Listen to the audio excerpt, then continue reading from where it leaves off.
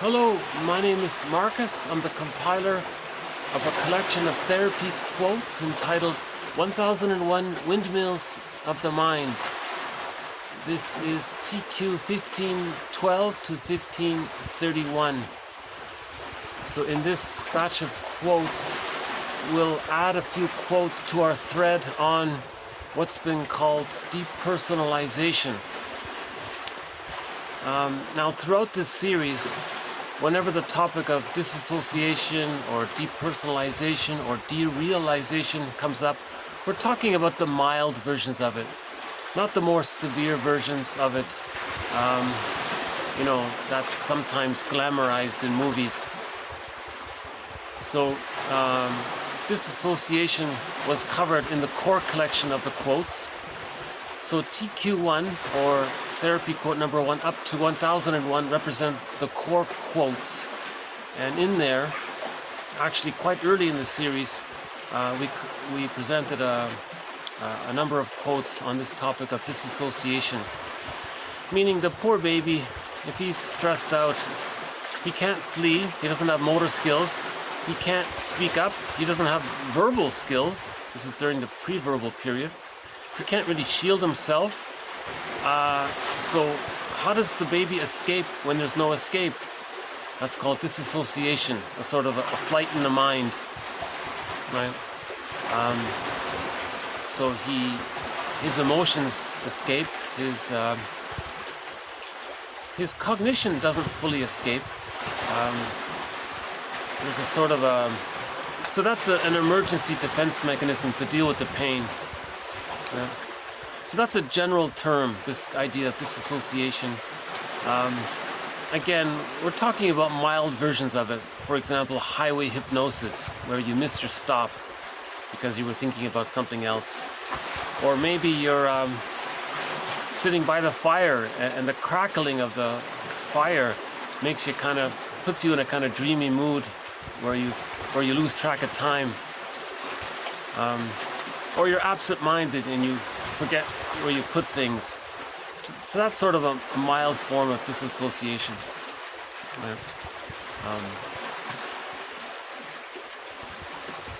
Sometimes people are late because they feel pain around the appointment. So they lose track of time and then they're late. Maybe that's sort of the unconscious way of saying to the person that they don't want to be at that place, let's say. So they got late. Sometimes we say it's passive aggressive, but sometimes they just genuinely lost track of time. And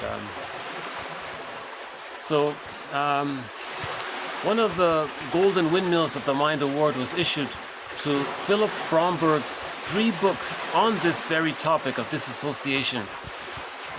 One book is called Awakening the Dreamer, okay? Because in disassociation, it's like you're sort of daydreaming through life, so to speak. His other book is called Standing in the Spaces. He means that when there's trauma, the child's feelings get compartmentalized, maybe and repressed, and then his thoughts around what happened get put into another box. And there's this space in between his thoughts and his feelings around the trauma. So to heal the trauma, we have to stand in the spaces. He means you want to be a bridge for the two and hold the two and bring the two together. And his third book, his most famous one, is called The Shadow of the Tsunami. He calls trauma an emotional tsunami. And the after effects of it, he calls it the shadow. And in that book, he compiled a couple of dozen of phrases that captures this phenomena of disassociation. And they were presented in the core collection. So if you trace back to early in the series, you'll find these quotes. So those 3 books have won a Golden Windmills of the Mind Award. So by the way, 15 Golden Windmills of the Mind Award have been issued to books and audio-visual material that help illuminate the psychoanalytic perspective. So all of these quotes in 1001 Windmills of the Mind come from articles and authors who address the issue of how do we heal from an insecure attachment style, a developmental trauma, a relational trauma, through what's called the psychodynamic or the psychoanalytic perspective, where we want to make links. So hold on. So there's our first bird there, a seagull. Oh, there's the second one.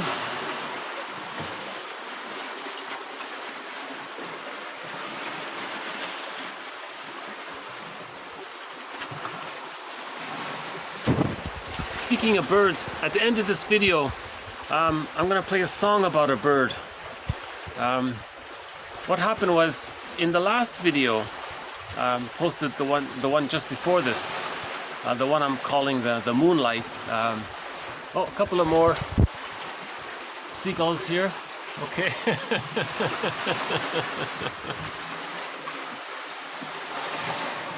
If we're lucky, we'll see the heron, and we might see the seal, I'm not sure.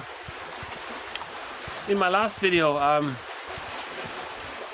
I caught a little glimpse of the moon. And I said, okay, in the next video, I'll post a song about the moon. So at the end of this video, I'll post that song about the moon. Actually, it's about the moon and the moon bird. There's a bird called the moon bird, a remarkable bird, a very scrappy, tough little bird. They say he flies roughly 30,000 kilometers every year. His migration route is from the bottom of Argentina, near the South Pole. All right, that's his resting place, I guess.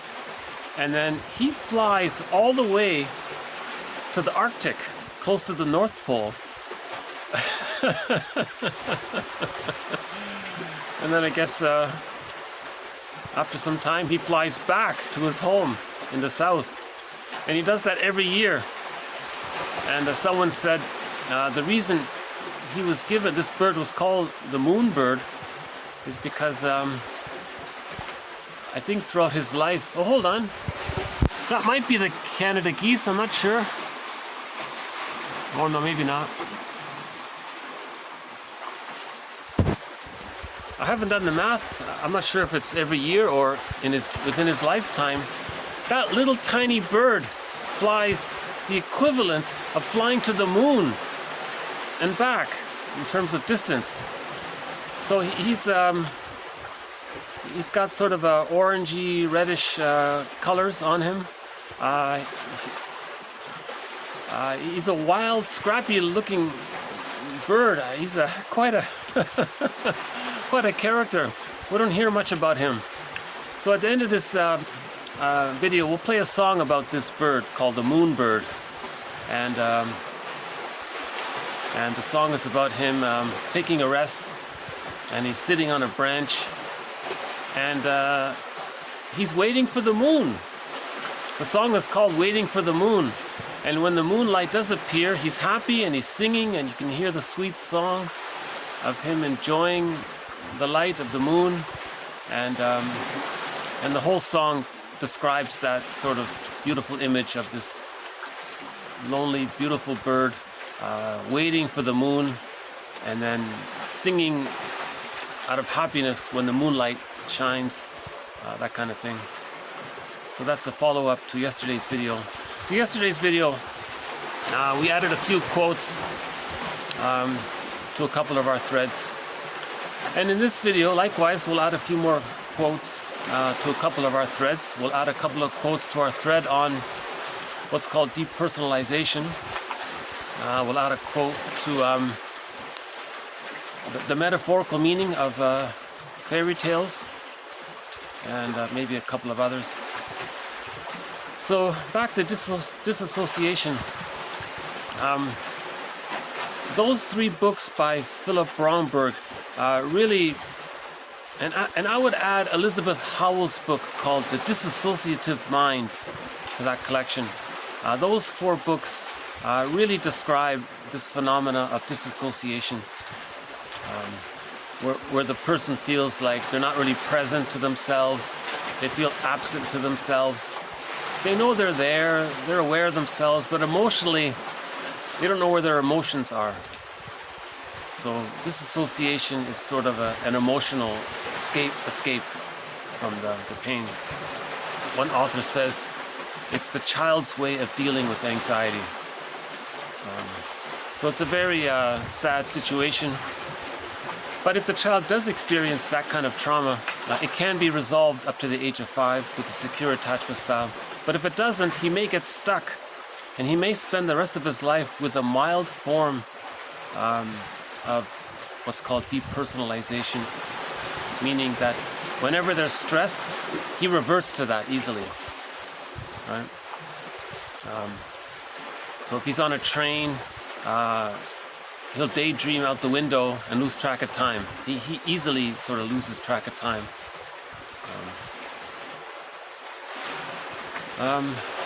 So yeah, underappreciated topic, this concept of disassociation. It used to be talked about a lot long ago, in particular by an author named Thibierge.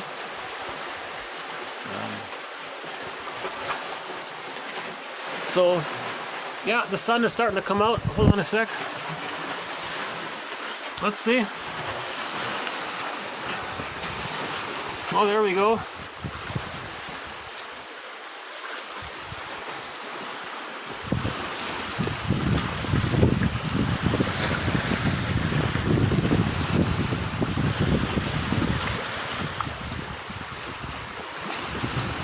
There's my seat there. Okay.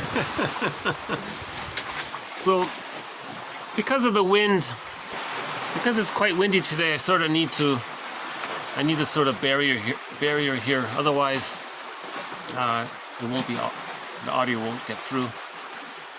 So, now, under the umbrella of this general topic of disassociation, we include other terms such as depersonalization, derealisation, and a couple of others. So a couple of days ago, we started a new thread in this series. There are now over 30 threads throughout 1001 Windmills of the Mind. So just by the way, just to backtrack for a second, 1001 Windmills of the Mind comprises now of over 1,500 quotes from the psychoanalytic perspective.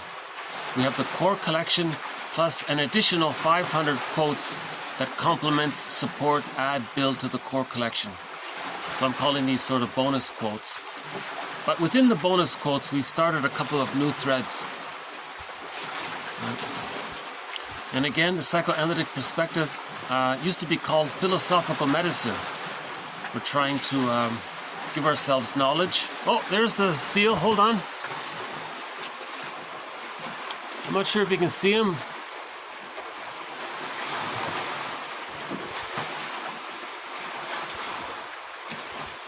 Okay.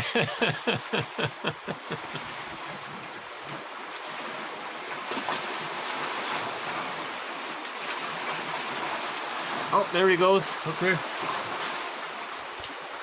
Oh, there's the seagull there.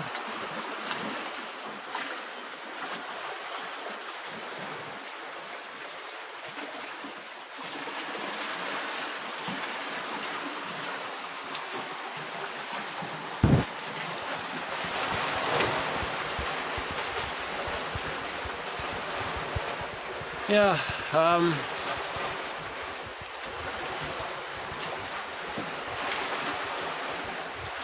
so the psychoanalytic perspective or philosophical medicine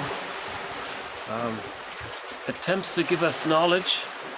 With the knowledge, we can so-called symbolize or capture our pre-verbal experiences so that these experiences can become mentalized or processed. If the past experiences can become somehow metabolized or processed or metaphorically digested, then we've healed. So these quotes are giving us the knowledge to be our own caring witness. Grief is healed when it's witnessed by a caring other, so we're trying to be our own caring other. These quotes give us, I believe, a sense of basic trust. These are some of the best quotes from the psychoanalytic perspective, I believe.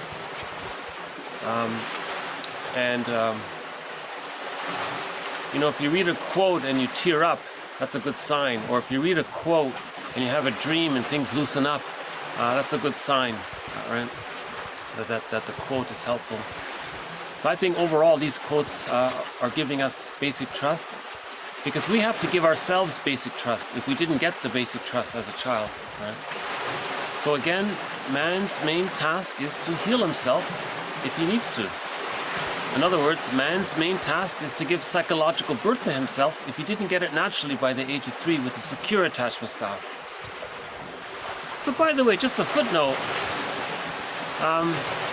there's a survey in a book called Attached,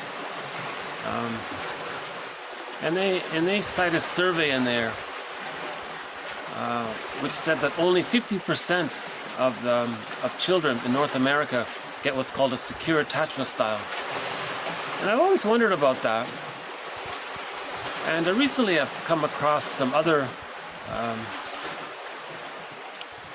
references to other surveys, and they say it might even be higher. One suggestion was it might be around 70%. That's very, that's a very... So an insecure attachment style means the person is going to be, is missing connection to the real self. Right?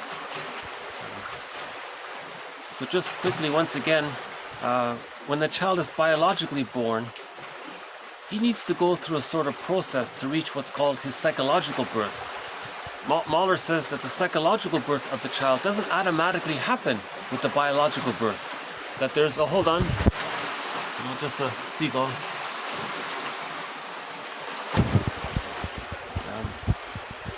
That there's this process that the child goes through, which he calls the separation individuation process. But in order for the child to go through this separation individuation process, the child needs, I'm not sure what that is, but we've got some kind of floating bird there. Maybe a...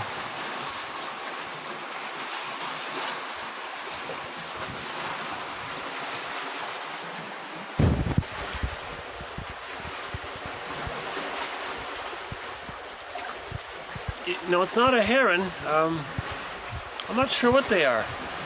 Okay.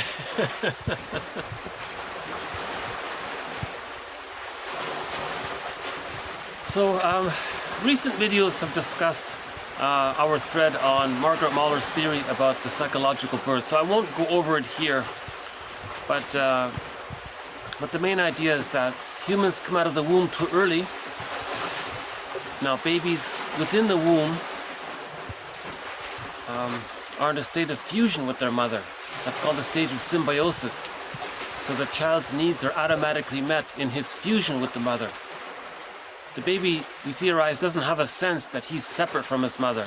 He thinks that everything around him is just there to serve him. It's all about him. It's called primary narcissism. Now, because humans come out too early, this symbiosis, this intra-uterine symbiosis, is meant to continue in the extra-uterine womb, called the extended womb. Babies need an extended womb. And in this extended womb period, Mahler calls it social symbiosis. In this period of social symbiosis, or this extended womb, or this social womb, right? The child's needs need to get automatically met. Yeah? And this is sometimes called a psychological egg, because if the child does get his symbiotic needs met during those first 4 to 5 months in the extended womb, if he does get his needs met and he's nourished and he feels safe and he achieves basic trust during that time, he then gradually hatches out of that egg. But this hatching out process is gradual. Unlike for the biological birth, the hatching took place in a couple of seconds. For the psychological birth, the hatching is gradual. It begins from 4 to 5 months. Some authors say it can begin at 3 months. Some authors say it can begin even as late as 7 months. Mahler says on average it's between 4 and 5 months. So between 4 and 5 months, the child has enough love, enough basic trust, enough comfort, enough security to hatch out. That's natural. He needs to hatch out. He needs to hatch out. Just like in the womb, he needed to hatch out.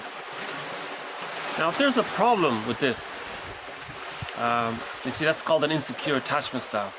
Because if he's fixated around there in this issue of symbiosis, either not getting his symbiotic needs met, either being prematurely ejected out of the symbiotic egg, or being caught in what's called the tar pit of a negative symbiosis, where the mother doesn't allow the child to psychologically separate, or if the child is fused there and it's being reinforced and the child identifies with the aggressor. If he's stuck in some kind of negative symbiosis, or where he's angry that he didn't get his symbiosis, Mahler says the child needs what's called optimal symbiosis, a positive, loving symbiosis. So if that doesn't take place, so that's a relational trauma, a developmental trauma. That leads to an insecure attachment style. The child didn't get a secure attachment. He got an insecure attachment.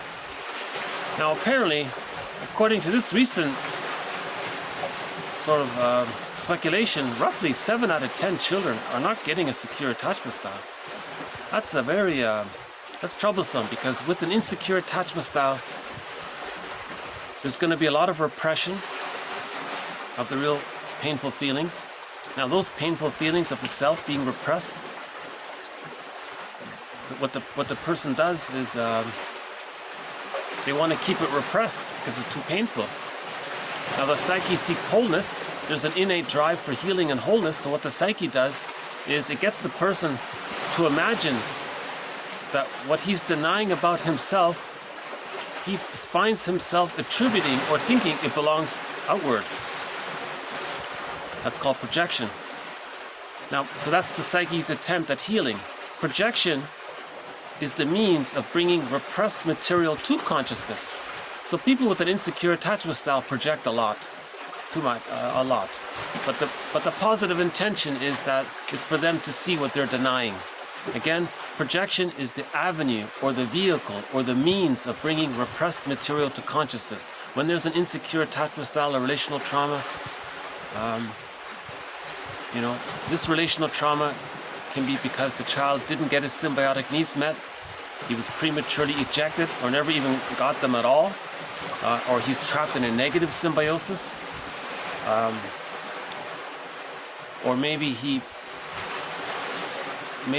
partially got enough love to partially differentiate, but then he's stuck afterwards, so that's not too bad. All of these activities lead to what's called an insecure attachment style. Again, when there's an insecure attachment style, that's a lot of pain. All of that gets repressed. He then sees everything that's been repressed. He finds himself attributing or saying or thinking that something in the outside is it, but it's him.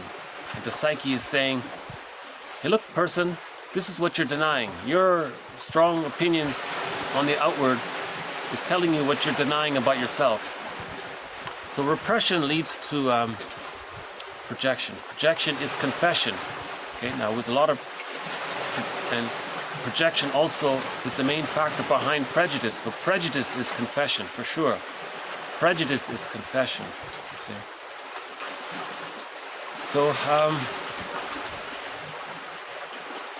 now another complicated thing in this area, when there's a secure attachment style, the person might identify with the aggressor. The child feels unloved. He believes the mother is so great. Again, the child does that for the attachment. It's called the moral defense.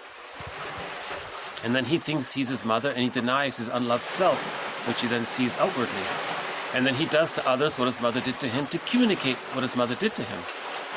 So if a person identifies with the aggressor, if the child's psychic image of himself is split into the unloved self and split to the grandiose self, which that's fixed during that stage. That's fused with the image of the mother as being so great, omnipotent, the giantess in the nursery, this all-powerful mother, right? The child needs that for the attachment. Now, because from the baby's point of view, he thinks he's not okay and his mother is okay, and he identifies with her, he identifies with that attitude. He then says that he's okay, and he repeats his mother's attitude, that from the mother's point of view, that he as a child was not okay. But this unloved self of him is now seen outwards. Then he adopts the mindset, I'm okay and others are not okay, meaning he's repeating what he thought his mother thought of him. This idea is covered in previous videos.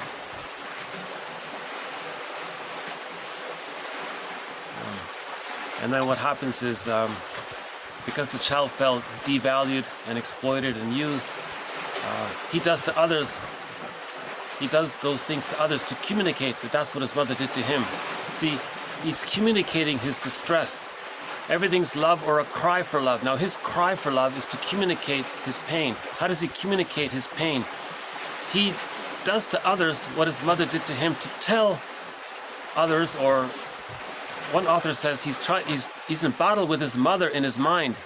So when the person is devaluing towards others, he's trying to say to his mother in his mind, look, mother, in the mind, you see how I'm devaluing and negative towards others?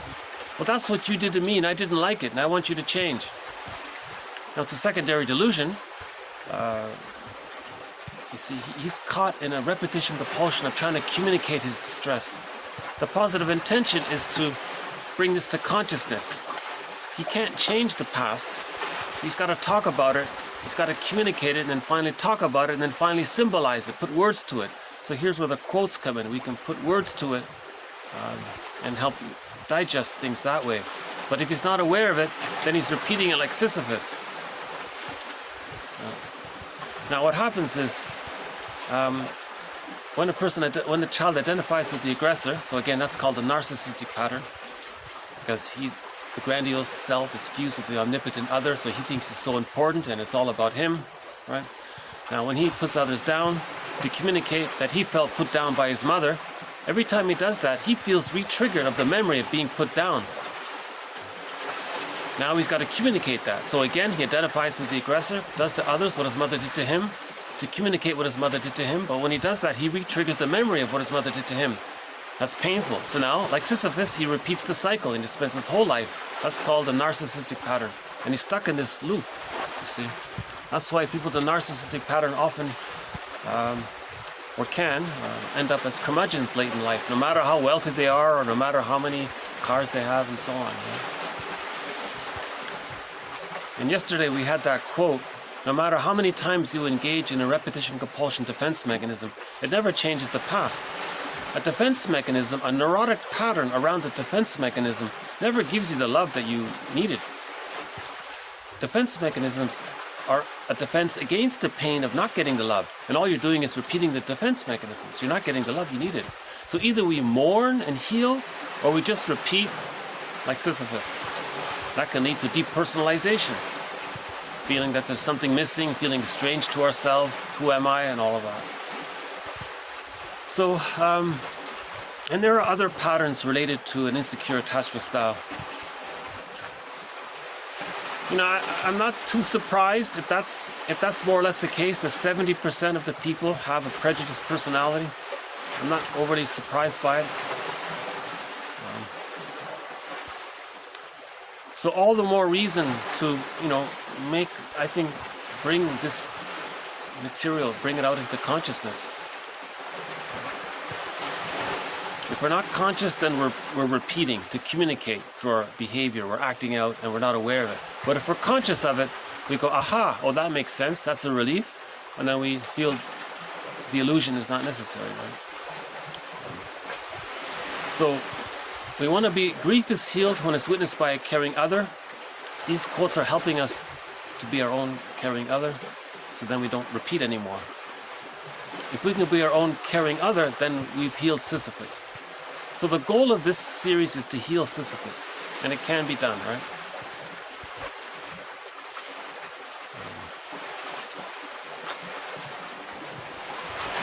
How are we doing here? Hold on a sec. Oh, the sun went behind the clouds already. Yeah.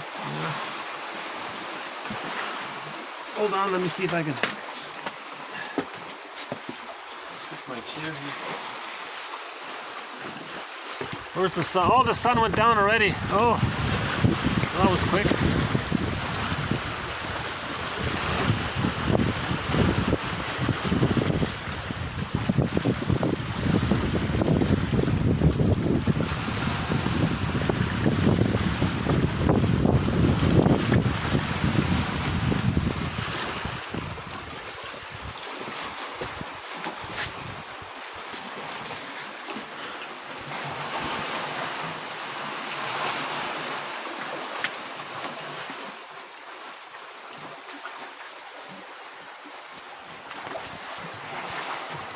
So this series, 1001 Windmills of the Mind, covers over 30 topics, or we have 30 threads or themes underneath the general orientation of the psychoanalytic perspective, right? So Margaret Mahler's theory about the psychological birth, that's a thread. The narcissistic pattern and the etiology of it, right? Repetition compulsion is a thread. Identification with the aggressor is a thread. Right? The narcissistic pattern is a thread. You see, with the narcissistic pattern, they didn't get the key out from under mother's pillow. Another thread, by the way. You see? In order to get the key out from under mother's pillow, there needs to be what's called whole object relations. That means healing the splits. That means facing the unconscious ambivalence. There's an unconscious ambivalence when we deny that the mother was more frustrating than loving. Now, when the mother's more loving than frustrating, that leads to whole object relations. And then we get the key out from under mother's pillow, meaning the life force decathects from the image of the other to the self-representation, and that leads to ontological security and then access to the real self. But we need to heal the splits in order to get whole object relations. So why would a child or why would a person still be using that splitting defense mechanism? So Fairbairn explains it, another thread. Fairbairn explains that the more frightening and rejecting the mother is, the more the baby needs that mother, the more he clings to her, the more he gives his vitality and life force and connects to the frightening image of the mother. Right? Now, in his delusion, he has to think he's bonded to the good mother, that the mother's good, but in reality he's bonded to the frightening mother. But he thinks he's bonded to the good mother. That's a splitting defense mechanism. The child creates two images of the mother. Good mother, good breast, bad mother, bad, right? That's splitting, and he denies one side. That means he couldn't accept the ambivalence of the mother. If the mother's more frightening than loving, the child can't handle that. He denies the ambivalence. He rejects the ambivalence. To accept the ambivalence, the loving experiences with the mother need to outweigh the painful rejecting experiences with the mother. The love needs to outweigh the hurt and anger around not being loved. Then the split images of the mother can come together and it can be whole. But if it's too frightening, it's too painful, the child still uses the splitting defense mechanism because he's still stuck there waiting to get enough love to leave her. Psychologically, the child is meant to begin the differentiation process at around 4 to 5 months. He's meant to begin to hatch out. And if he's stuck there in the tar pit of the negative symbiosis with the frightening mother, that's a lot of psychic pain. Persecutory anxiety, it's a lot of psychic mental pain there for the child. But he's stuck there waiting to get enough love from the mother so that he can differentiate. Well, the seal made a brief appearance, but then he ducked the but he seems to be just in front of us here. That's nice, yeah.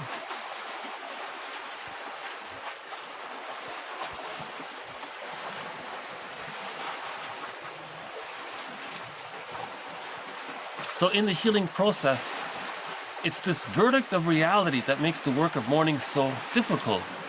So the verdict of reality was the person needs to get over this delusion that on Mother's Day she was the world's greatest mom. That's a reaction formation. A person can't accept the pain that she was more frustrating than loving, so they say it in reverse. It's called reaction formation, another thread. Okay, so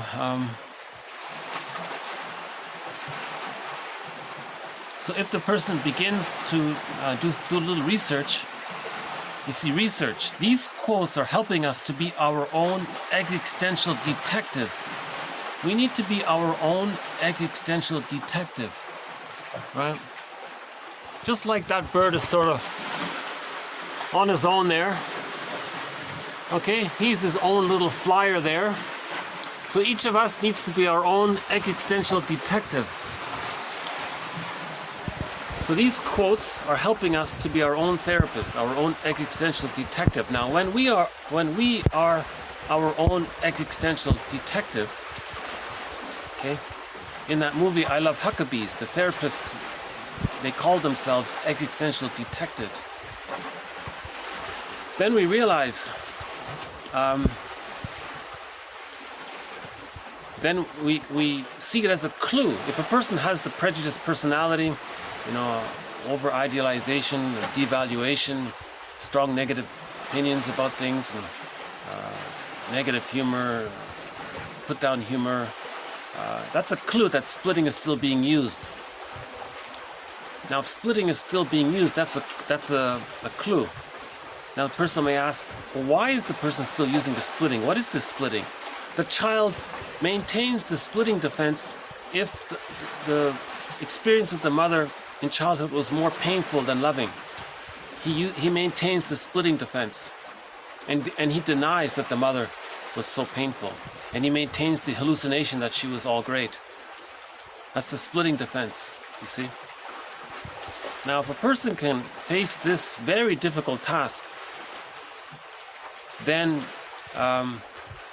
he can gradually bring the split images together. So, understanding this and forgiveness are the same. Understanding and forgiveness are the same. Forgiveness and love are the same. So understanding and love are the same. So the person needs to understand what happened. Understand why they're still using the splitting defense mechanism. So now we look into the history of the family. Now we start with the mother. Why was the mother unable to offer a secure attachment style? Now you do some research on the mother, and then things start to make sense, right? So the mother may have had prenatal distress syndrome, leaving her vulnerable to birth trauma. The mother may have had birth trauma, relational trauma, developmental trauma. The mother didn't get a secure attachment herself. So if the mother didn't get a secure attachment style, you see, repetition compulsion. When there's trauma, there's repetition compulsion. So if the mother didn't get a secure attachment style, she's going to say to her child unconsciously, look, child, I didn't get a secure attachment style, and I'm going to give you an insecure attachment style because I want to communicate to my mother in my mind how I didn't like not getting a secure attachment style, and I'm trying to communicate it through my behavior with you. Sorry, child, but I'm still in battle with my mother, and I'm trying to get her to change her ways. So that's called intergenerational trauma. So the mother may have had an insecure attachment style, right? Which leads to another thread in our series, intergenerational trauma. The mother may have had school shock. If she was in a negative symbiosis with the mother, and suddenly she was put into the school, and things happened there, and if it was all too sudden, and she was afraid to leave the mother, and something happened at school, and the child may have disassociated. That could have been a school shock. The mother may have had trauma while getting their tonsils out, trauma at the dentist's office. There could have been a forced relocation.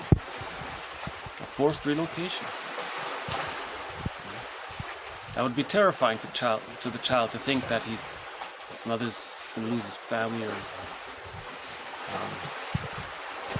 So if we look into the mother's history, we realize that she was caught in her existential net. She was stuck in her existential dilemma. She didn't get a secure attachment style. Now things start to make sense. Okay, I get it now. Now you understand yourself. So when you understand the mother, you start to understand yourself. Now we're healing intergenerational trauma. You see? Now during this process, there's going to be a lot of feelings of sadness for ourselves. There'll be sadness for the parents. There may be a period of anger. To get to that sadness, sadness is under the anger. That's called the working through process, and it can take 15 to 20 years on average, they say. Now, if you're lucky and you have the funds, you fly to New York, you find a psychoanalytically trained therapist who's been through the process, and you can do it in 2 to 3 years. 2 to 3 years, they say. But I don't think most people have that kind of opportunity. So we have to do it on our own. We have to train ourselves to be our own therapists. We have to be our own. In the 70s, they said, be your own best friend. Well, that's not enough. We have to be our own existential detective and our own best friend. Once we start to forgive the mother and we understand her, we forgive her, that leads to self-healing. Reparation of the other leads to reparation of the self, and you can't even really separate them. It goes at the same time. You see? And then you may get angry at the father. Well, you read that book, When He's Married to Mom. Yeah. Some fathers are so disappointed. So one scenario is some fathers are so disturbed and disappointed that their wife is treating their child in such a negative, abusive way. They're overwhelmed, and they give up and they say, fine, take him, let me free. Now the father's not available for the child, because ideally the child needs the father as a kind of an observation to help the child leave the symbiotic orbit with the mother. He doesn't have to. If the mother's loving enough, the child will leave naturally. But the father being around can sort of facilitate and help that. Another scenario is if the mother is using the child to meet her needs, all right?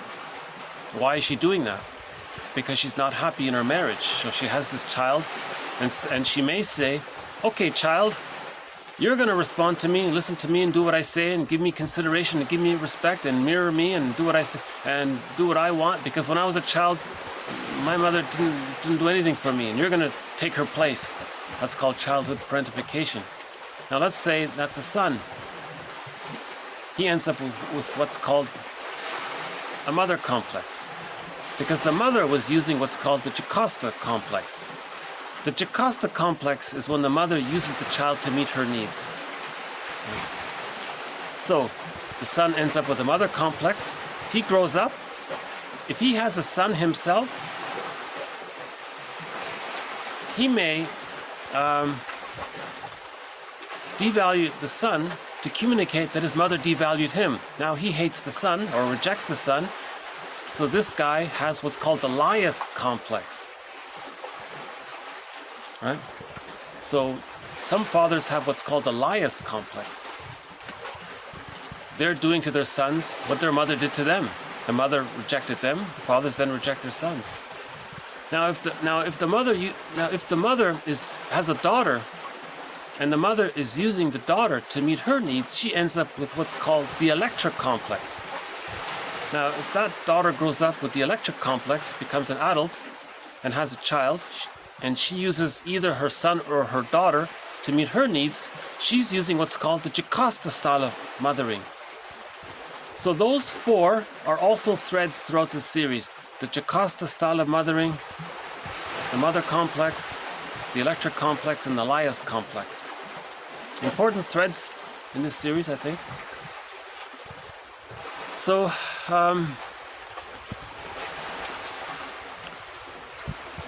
we have a thread on emotional eating. I think we'll add one more. Yeah, and in this video we'll add one more. We'll add one more quote to our thread. Oh no, sorry.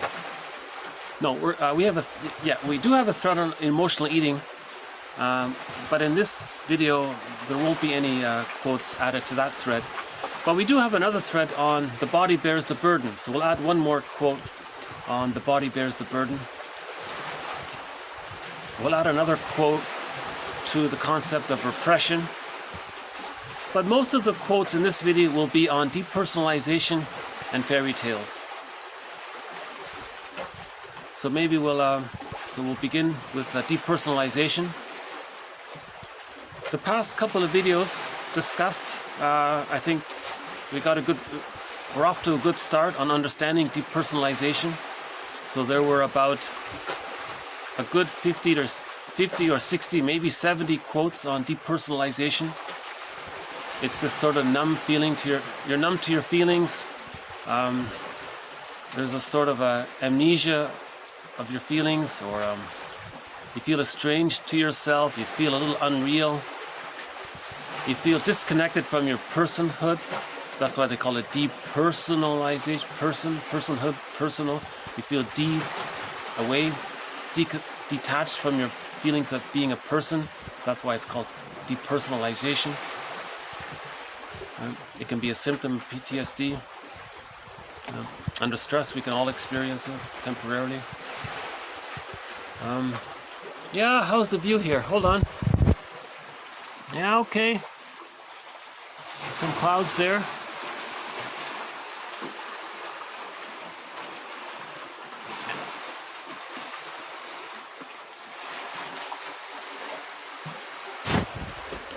The seals nearby. Yeah, I take comfort in finding animals around me. I really loved it when there was a heron nearby. I once did a video and there was a heron sitting right beside me near a rock. I enjoyed that thought.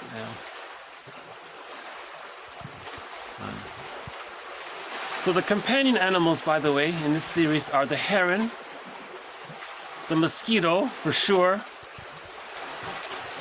the bee. Sometimes the seal makes an appearance. Once we had an appearance by the Canada geese. When we're indoors, it's mainly the blue jay, the crow, and the fox, the red fox.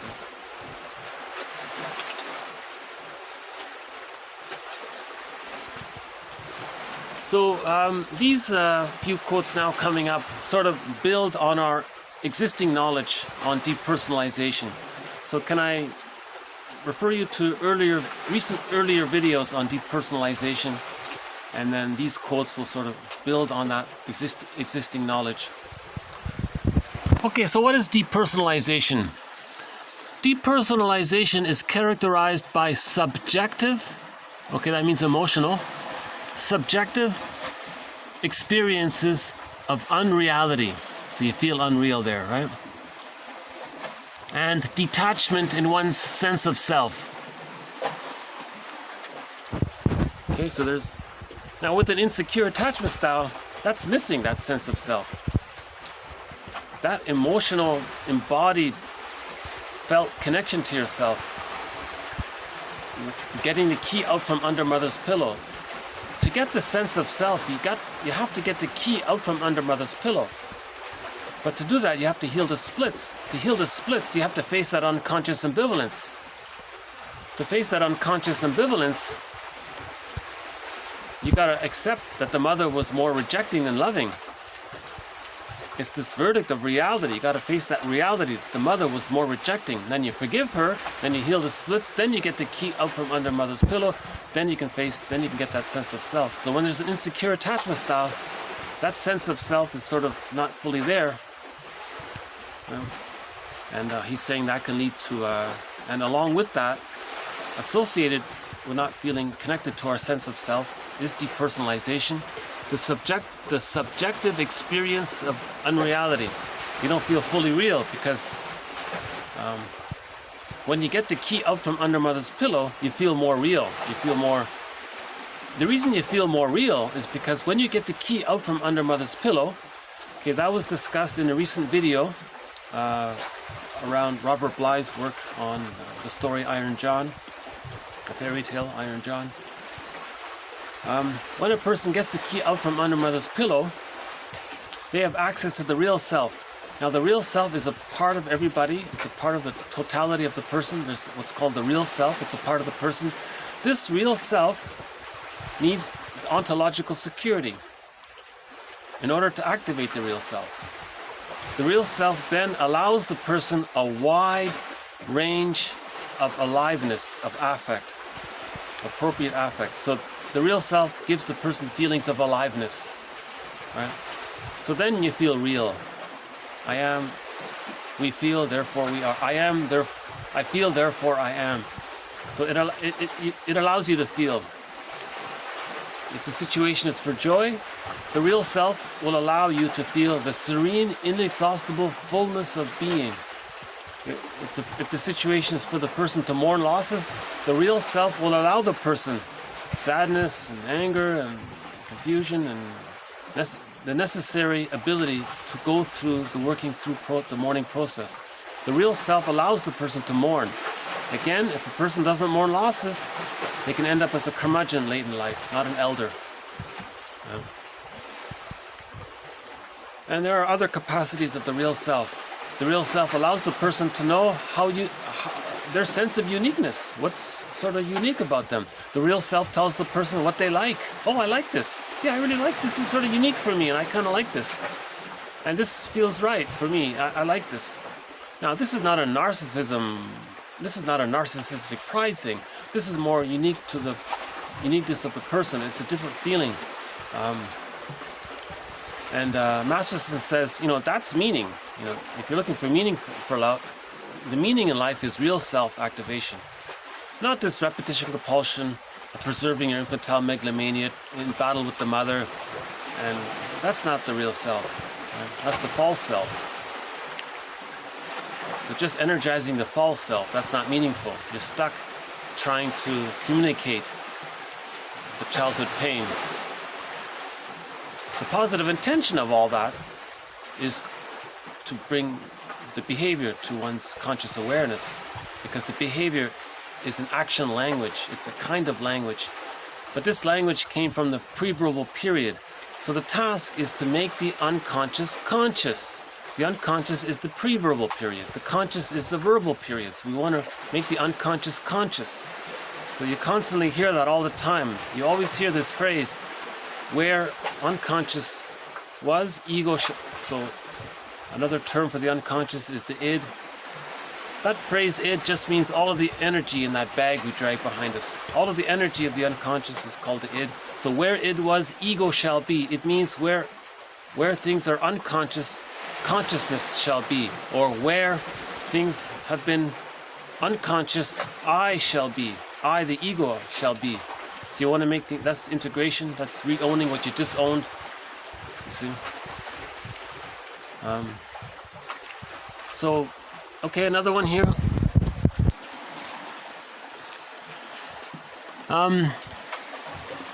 Yeah, forgive me if my delivery seems imperfect. I'm working on my delivery here. My goal is to be able to present this material in as helpful a manner as I can. Again, I'll give my disclaimer once again. I've given it a few times. I'm not a therapist or I'm not a professor or anything like that. I'm the compiler of the quotes, and my sharing the quotes is partly for myself, and it's partly to share them for others. So we'll have another quote here on depersonalization. A sense of depersonalization and derealization. Okay? In other words, she has the impression of being absent to herself. She feels as if she is separated from reality by a veil. Right? These two terms often go together. Depersonalization, you feel absent from yourself. Derealization is you feel that the environment is sort of strange to you. So if you feel strange to yourself, they call that depersonalization. And if you feel the environment is kind of strange, what's that? That's called derealization. They often go together. There can be more of a focus on one or the other. In other words, depersonalization and derealization, they are feelings of, quote, artificiality. Okay? Whether referring to the self or the environment. Okay, so feelings of artificiality referring to the self, that's called depersonalization. Feelings of artificiality referring to the environment, that's called derealization. Okay, one person called it feeling, he calls it the plate glass feeling. The plate glass feeling, yeah. You can see, but you're seeing through a glass. Right.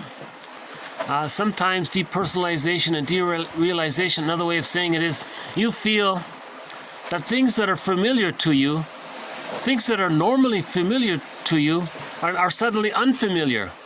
Likewise, some things that are normally unfamiliar to you, maybe they feel familiar to you. Okay, that's that deja vu one, right? I don't talk much about this third version of it, the deja vu one, but he makes a slight reference there.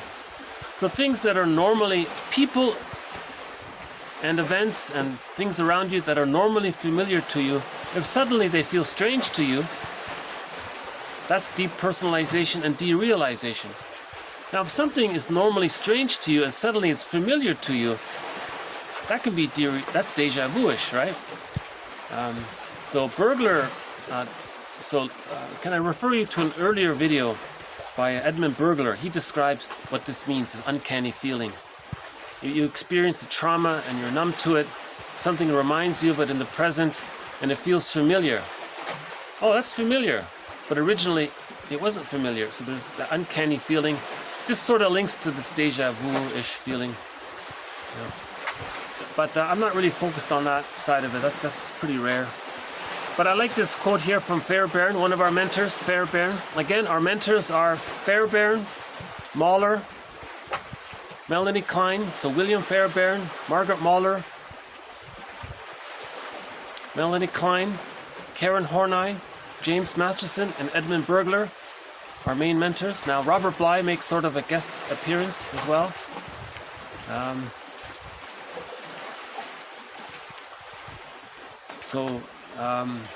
Margaret Mahler, Melanie Klein, William Fairbairn, and James Masterson, those four sort of summarize, in my opinion, what's called object relations theory.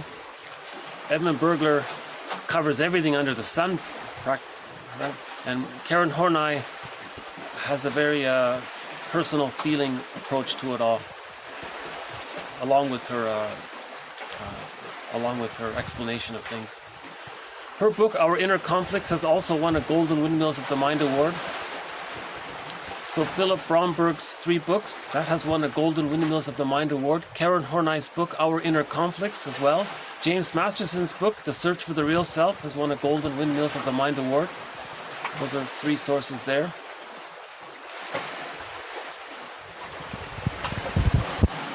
Okay, next one here. Depersonalization can be regarded as a change or even a loss of existential feelings. Okay, existential feelings. Okay, so that's sort of that sense of self, right? Who am I, right? So you feel a loss or a change of who am I. Yeah. This next one here, related to it. Okay, many older clients, right? He calls them existential clients, meaning their basic complaint is that they have not lived their lives fully. Here, we often see a degree of depersonalization as if somebody else has been living their lives. Yeah, it's interesting. He was talking about these older people. They said, you know, what was my life? I didn't really live my life. Did someone else live my life? That's the feeling of depersonalization. Now, maybe one quick way to catch up might be Alan Chinnon's 4 books. Alan Chinnon's 4 books has won a Golden Windmills of the Mind. A Golden Windmills of the Mind award was given to Alan Chinnon's collection of 4 books. His 4 books are a commentary on fairy tales related to the midlife crisis. He calls them middle tales. The first 3 books are for midlife, he calls them middle tales, and that fourth book, he calls them elder tales. So I would think that a person in their 70s or 60s and 70s may first want to read the first 3 books on midlife. They may recognize a lot of that. Those books are Once Upon a Midlife, Beyond the Hero and Waking the World, that's for midlife. And then the Elder Tales, that's in a book called In the Ever After.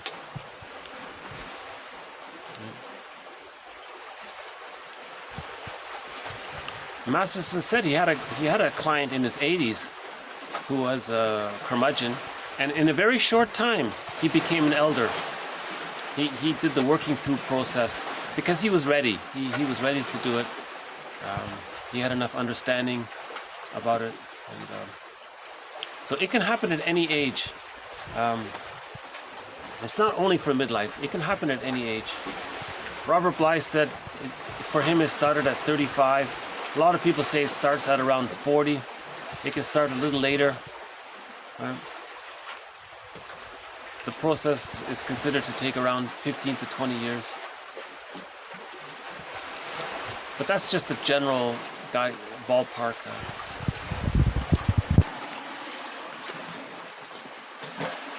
Okay, the next one here. Okay, Winnicott, by pointing to the mother's physical handling of the infant, emphasizes the importance of the body being integrated into the psyche. And with the concept of depersonalization, he describes what happens when this integration fails. Okay, in other words, if the mother is very rough in handling the baby, she drags the baby around like a sack of potatoes or something. That's going to be depersonalization. The body and mind split. He's going to feel unreal and estranged to himself. So the mother needs to hold the baby with love and treat the baby as a person.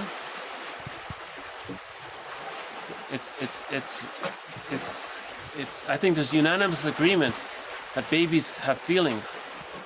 Some others think, oh, they don't feel, they're not going to remember, it doesn't matter. Oh no, they remember. It goes into the brain stem, it goes into the amygdala, it goes into the implicit memory system, it goes into the pre-verbal memory system. They remember. And it's going to hurt. And they're going to communicate it in their behavior by imitating the mother. So if the mother rough-handled them, they may lack the ability to be tender. They may not know how to have tenderness and affection in their lives because they never received it. And if they're not affectionate and tender in their lives, they're trying to communicate that their mother wasn't affectionate and tender to them. It's the repetition compulsion of the trauma. They're trying to communicate it. You see how that works with repetition compulsion of trauma? If the mother is rough with the child, he grows up and doesn't know how to be tender and affectionate. He's trying to communicate that he didn't like it. He didn't like how his mother handled him, and he's trying to communicate this. You see? Now sometimes there's what's called a positive magic gesture. If the person is exceptionally tender and affectionate, he may be saying, look, mother in the mind, see how caring I am? You weren't like this for me. See how I am with this person? So that's a little better version of it, but still. So that's another key concept in this theory, is the negative magic gesture and the positive magic gesture by Bergler. But we're focused more on the negative magic gesture because that's more harmful. The positive magic gesture, it's interesting. People with the codependent pattern often use the positive magic gesture. People with the narcissistic pattern are mainly using the negative magic gesture.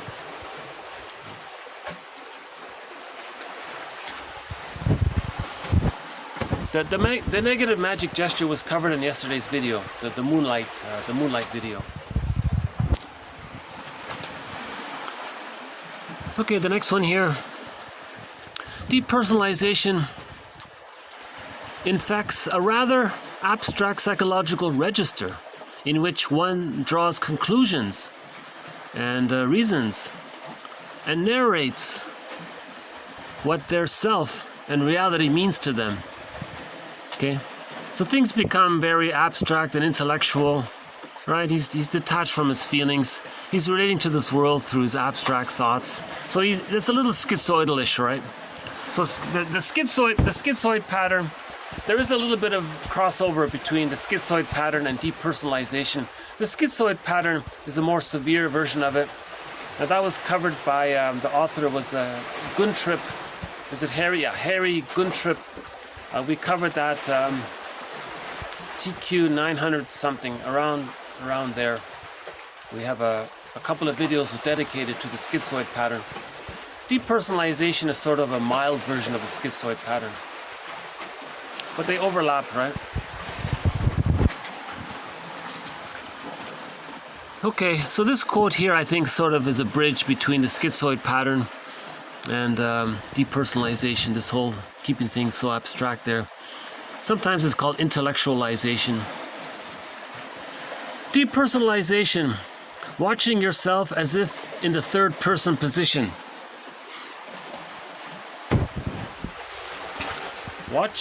Relating to yourself from the third person position. So you're talking about yourself, but you might be using third person pronouns about yourself. That's sort of an idea around that. In depersonalization, the fantasy in question runs something like this. Quote, "This terrible thing is not happening to me, no, rather, I am over here merely as an observer of a different me who is the unfortunate victim." Yeah, that's a very good follow-up to that earlier quote by the child. So we had a quote from a traumatized child. The mother was very cruel and physically punished the child. The child reported to the therapist. The child said to the therapist, "You know, when my mother was hitting me, I had the thought that she wasn't hitting me, she was really hitting someone else." See, that's how the child escaped emotionally. This quote is sort of similar to that. The person says here, "Oh no, this bad thing that's happening to me, it's not happening to me, it's happening to someone else." Yeah, sad stuff. You know, we played that song by Pat Benatar in the core collection called Hell is for Children. So presumably they experienced a lot of depersonalization and disassociation.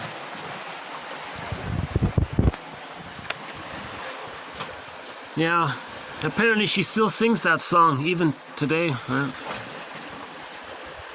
Okay, the next one here. Depersonalization and derealization can be evoked by sleep deprivation. Okay. So if you're sleep deprived,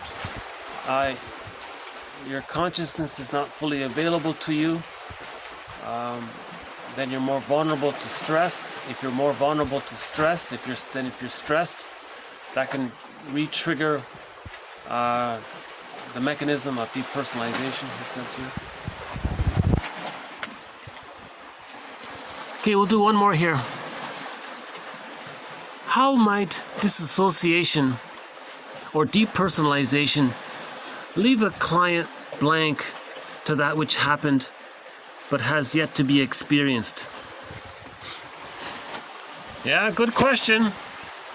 Good question. Very good question. This links into our thread on delayed onset. There's a developmental lag, so to speak. But I think the concept of delayed onset, the child is traumatized, it doesn't register. Then later on, when he feels safe, he may register it. You see? So that guy in his 80s, maybe he felt very safe. He felt very safe. Then delayed onset. His trauma from childhood, he could absorb it finally. You see, there's a delayed onset. You see, in grief, when there's a loss, it's a shock, it's denied. So the person is in denial. When he feels safe at some point, it may kick in. So that's called the delayed onset of grief. So he was living with chronic sorrow, and then when he experienced the delayed the delayed onset of grief. That means he was going through what's called complicated grief. So complicated grief includes, one feature of it is this delayed onset. It shouldn't be that delayed. If a person experiences a shock, it's meant to be relatively brief, then it kicks in, then the person realizes it. So yesterday we had that quote from the self-help speaker.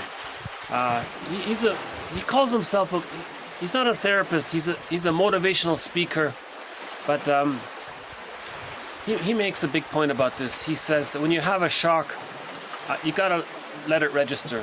Just pause and let it sink in. Don't just become manic and deny it. That was in yesterday's video, the moonlight video. So yeah, that's a good question. How might depersonalization or disassociation from a trauma leave a person blank, in shock, in denial? How does it work? So that what happened is not experienced. So we all know about in the animal kingdom, the animal experiences some kind of trauma.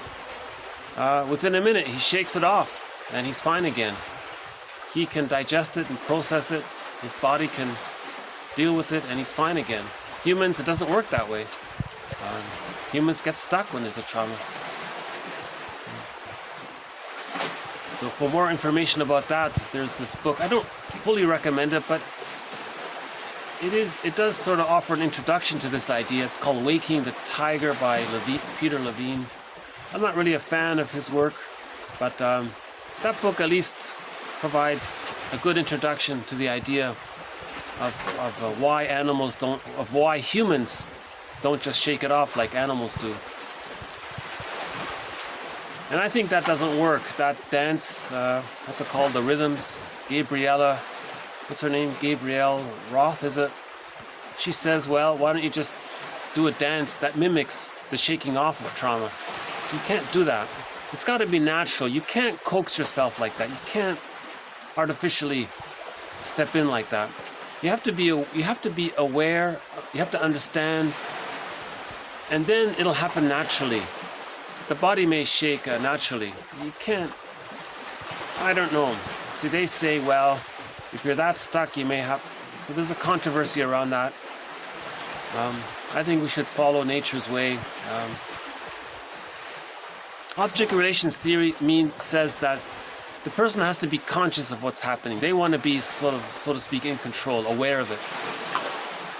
So that's something that can magically happen. For example, that delayed onset of grief, if a person experiences a loss,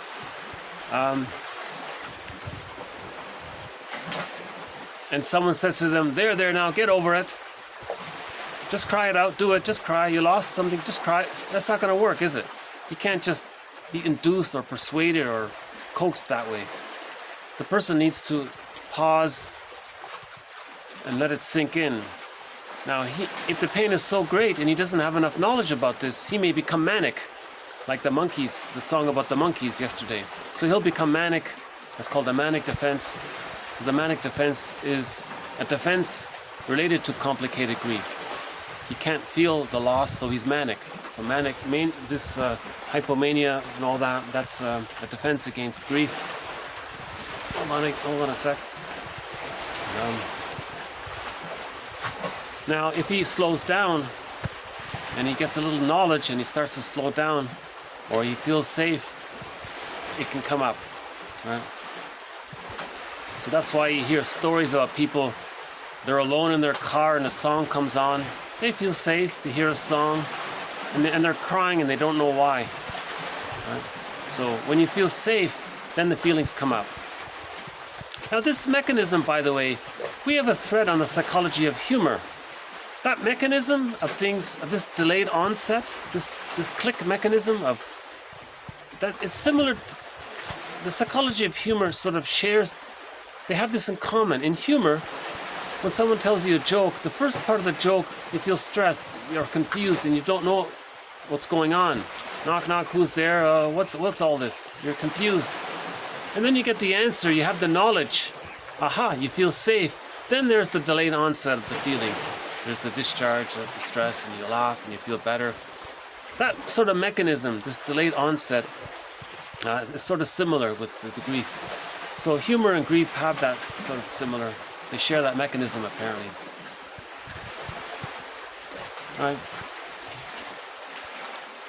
So this was covered in previous videos, the psychology of humor. We'll add more to it. My favorite joke is, one of my favorite jokes is, we can all live like nomads. You go, what? What do you mean we can all live like nomads? Where I know mad at you and you know mad at me. Oh, okay, just a play on words. So in the first part of the joke, you don't know what it is. It's called a benign violation of your expectations. Okay, so the theory is called the benign violation theory of humor. The first part of the joke is the benign violation of your expectations. You get the knowledge, then you feel aha, you feel safe, and there's a release. Now with grief, there's the loss. So there's the violation of your expectations. It wasn't benign, it was more painful. But eventually you feel safe, you get the release. So it's sort of a similar idea, they say. Okay, so I'll leave it for this regarding depersonalization. Before we move on to the next part, maybe I'll just take a stretch here. Hold on a sec.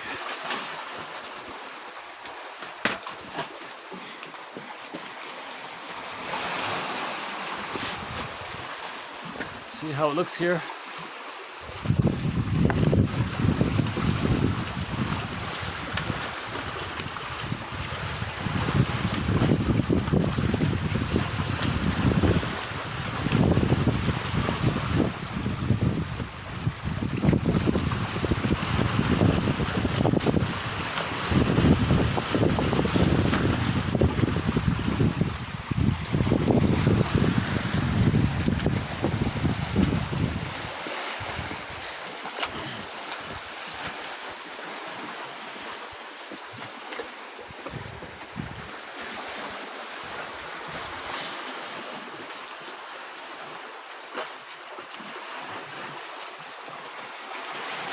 Myths and fairy tales are true on the inside, not on the outside. Myths and fairy tales describe one psyche. A fairy tale describes one psyche. A myth describes one psyche. So we have a thread in this series called The Endopsychic Structure by Fairbairn. The child has an interpersonal relationship externally with his mother. His memories are inward. Now these memories cluster around different themes. They group together around different themes in his internal object relations world, forming this internal theater. This internal theater is symbolized by myths and fairy tales. So myths and fairy tales describe the internal theater. Now if the child has a lot of trauma, this internal theater is there's a lot of energy there, there's a lot of fear going on. Just like in a myth and fairy tale, there's a lot of inner conflict. So myths and fairy tales describe inner conflict. Okay? Myths and fairy tales describe inner conflict. So the baby has memories of when the mother's loving. So there's the image of, in the fairy tale, of the good fairy godmother. Right? There's image, that means that's linked to a part self representation of when he's loved. So there's a happy child, or sometimes the mother's alluring and promising to meet the baby's needs, linked to a part self-representation that feels immensely hopeful about getting his needs met. The mother, when she's unavailable and rejecting, linked to a part self who feels unloved. So now these characters can take a variety of forms. So this internal theater, you see, if there's trauma, there's a lot of conflict in there. If there's a secure attachment style, it's peaceful inside, then the fairy tales and myths don't really apply. Fairy tales and myths apply to describe inner conflict of an insecure attachment style. Because when there's an insecure attachment style, remember, it's splitting. In the fairy tale, you got the goddess and the demon. That's splitting. Now, the goddess and the demon represents the mother. Not literally. The baby thinks in images It's called primary process thinking. Remember, this is pre-verbal memory. So in the amygdala or in the brainstem, it thinks in that kind of primal, more archaic images. So when the mother's loving, the child compiles, compilates, amalgamates all of those memories of when she's loving, and it's like a little grouping of memories. One author calls it like a phantom, a good phantom, I guess. Or it's a fantasized personification. It's wildly exaggerated because the child feels loved and it's so important to him. It's like a goddess, you know. The mother's a goddess. When the mother's rejecting, she's a frightening demonish creature, demon-like creature, some frightening animal. The frightening animal might be the child's anger, or it can be his understanding. Now things are exaggerated like that because the child's feelings get mixed in with the image of his mother. And then things are chaotic in the internal object relations world because the person can project any one of these cast of characters outward. Means he can see any one of these characters outward. So the unconscious ego, the child's unconscious ego is holding a film projector, and he may project any one of these cast of characters. The loving mother, so the other person is so great. Or he may project the love self. Oh, look how happy that person is. Or the alluring, promising mother. Oh, look how seductive that woman is. Or the overly hopeful self. Oh, look how foolish that guy is, thinking he's going to get the girl's fooling him. Doesn't he see it? Or the rejecting mother. Look how this abusive that woman is. Or the unloved self. Oh, look at that poor guy. Look how damaged he is. He can see any one of these characters, or a variety, or they take various forms, right? And see them outward. Now, the unconscious ego is trying to get the person's attention of what's being projected, or what he attributes to others, what he sees in others is within.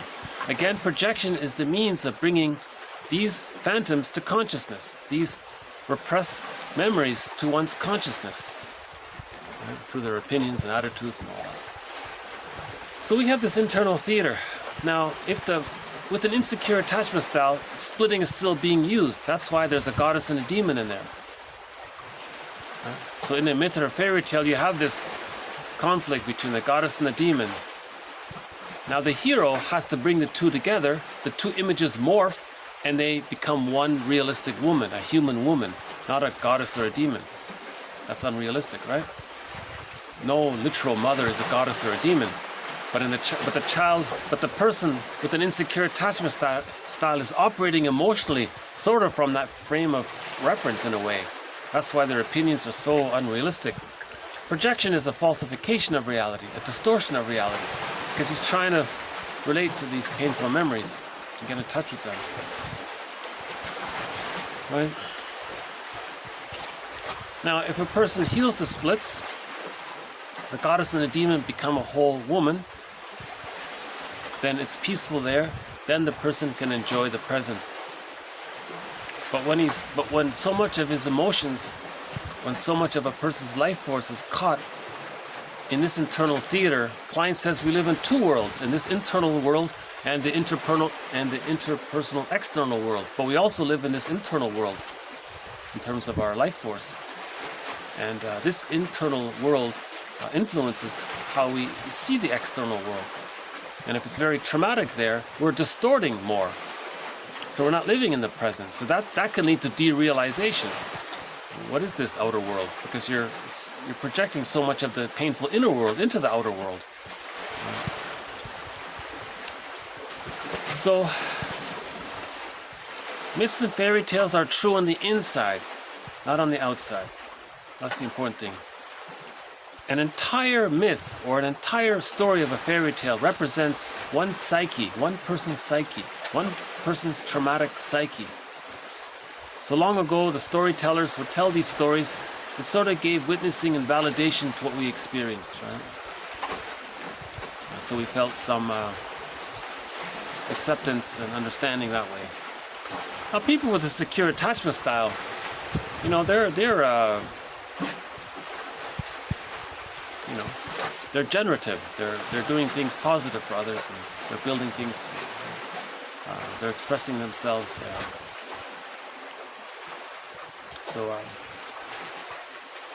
They're married. Right. Okay. So myths and fairy tales basically describe the traumatic psyche. Right. Myths and fairy tales were the psychology of long ago. To talk about with this question. I'm still learning about it myself, so I hesitate a little bit. But so let's start with the first quote. Let's start with the first quote in this area. Okay, in fairy tales, redemption refers to a condition where someone has been cursed or bewitched. A human being in a neurotic state might very well be compared to a bewitched person. It is the task of the hero to redeem himself. So now we say the person's dysfunctional. Long ago they said he was bewitched or cursed. So long ago when they said he was cursed, they meant he's dysfunctional. He's cursed. That's all they mean. Right? That's all they mean. It's not as dramatic as it may sound. So people were dysfunctional in the past. They were neurotic. They were dysfunctional. They had an insecure attachment style for whatever reason, right? Their mother used them, and so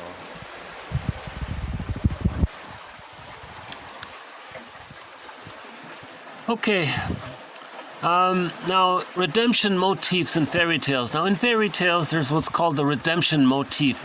Now, one of the redemption motifs relates to the bath. Okay. Now, water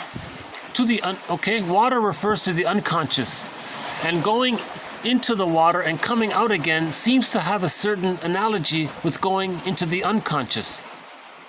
So the idea of a bath is a very obvious simile. Okay? The dirt which covers the body might mean psychological influences in the surroundings which have contaminated the original personality. Okay, so the mother objectifying the child to meet her needs, that would be, the metaphor would be a negative influence. So the metaphor would, in the fairy tale, the person has dirt. Now if he takes a bath, that means he goes in the unconscious. You see? So the ocean, in the Odyssey, the ocean was the unconscious. Forests are often the unconscious. So forests and oceans mean the unconscious. Right? Any kind of otherworldly, fantastical place is also the unconscious. Right?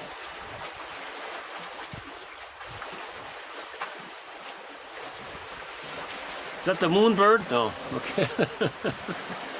I don't think the moonbirds land in this area. They're pretty rare, these moonbirds, apparently. There aren't many left.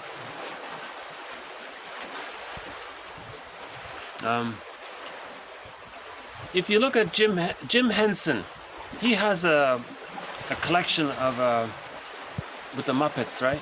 He has a series called The Storyteller. The Storyteller. He has, I think he does six myths. In his Storyteller collection, there's a myth there where the guy, there was a bucket of water and he plunged up from the water. That meant he faced his unconscious, and when he came out from the water, he was happy, he was radiant, he was smiling, he was happy, he was reborn. Metaphor, you know, not really, but so the metaphor is when you own something that you were previously in denial of, that's taking a bath. Right? That's redemption. So that bag we drag behind us, Robert Bly's metaphor, that's like the ocean. When you go dig into that bag and re-own it, right? That's taking a bath. You went into the unconscious, that's water. Now, something negative happened, that's the dirt, so you go into the water and you bring it back. You see, so taking a bath, you're clean. So re-owning what you disowned, it's clean, you're cleaning, right? So it's a metaphor. So that's one of the redemption motifs.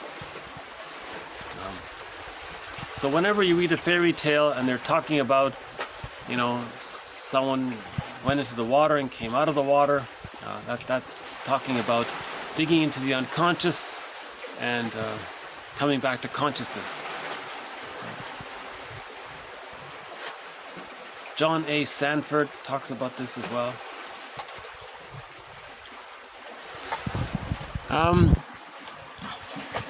Okay, the next one here. Okay, in some myths and fairy tales, a long journey has to be taken to find the loved one again. Okay, like in the Odyssey, he's got to find Penelope, right? He's got to find his wife there, Penelope. So that's a long journey. So why is it such a long journey? Okay, it's a long journey. This happens when people succumb to the power or prestige drive, okay, and lose their oneness with themselves, okay? So in other words, that's narcissism, right? So narcissism, there's a long journey to find their feelings, right? Okay, now when the unhappiness around it or the discomfort around being a narcissism gets to the point where it's too painful and it doesn't work and the person realizes it, then they may search for their soul, their feelings. Okay, it is generally a long process of seeking to find inner wholeness again. So when she uses that phrase here, they're addicted to power. When there's a trauma, love and gratitude haven't entered the psychological picture. So to compensate, all they want is power and control. You see? So if they have power and control over others, they think that maybe others can meet their needs, but it can't be done. It's Sisyphus, so they spend their whole lives doing this. Now when it wears out late in life, like Peer Gynt at the end of the story, he says, where was the true me?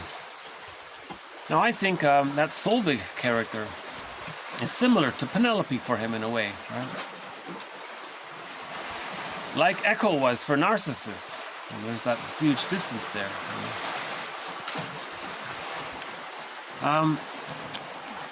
Okay, the next one here. Okay, when offering interpretations to a client, we should always say it in a way to say that that it's not a fixed interpretation, that there's room for growth. Okay, one should infer at the same time when giving an interpretation that there's a lot more to it, meaning there's room, right? Okay, another one here. We'll do, a couple more here. Two more here from Von Franz. Okay, people. Yeah, okay. Okay, so that's it for the fairy tales.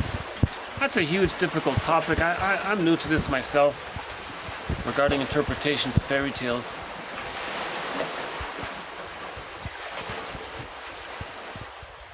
But the main idea we'll say for now is that in a myth or fairy tale, when we go into the water, when we're fishing for fish and we bring something up from the water, that's similar to going into that bag and bringing something in.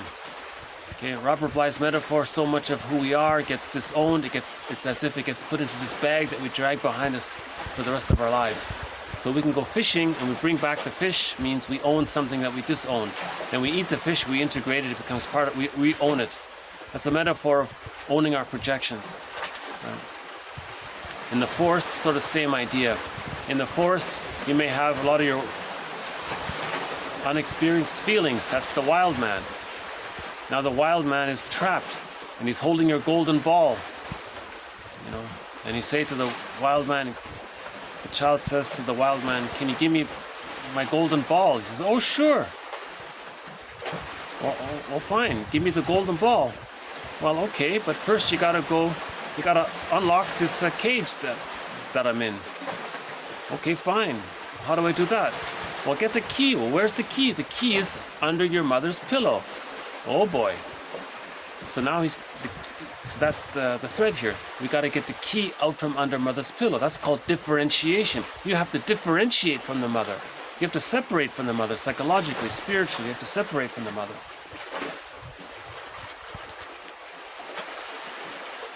If the child is too attached to the mother, it means she was too frightening and rejecting, and he's afraid to do it. The child is afraid to leave the mother if she's so frightening. The more frightening the mother is, the more the child is caught in a negative symbiosis with the mother. If the child experienced a positive symbiosis, he's emotionally free. It's okay. He has the golden ball. He loses the golden ball when the symbiosis is negative. See.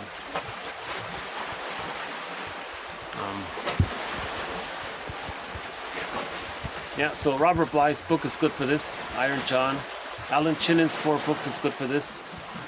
John A. Sanford's books are good for this. Von Franz, her books. And Miriam Woodman as well.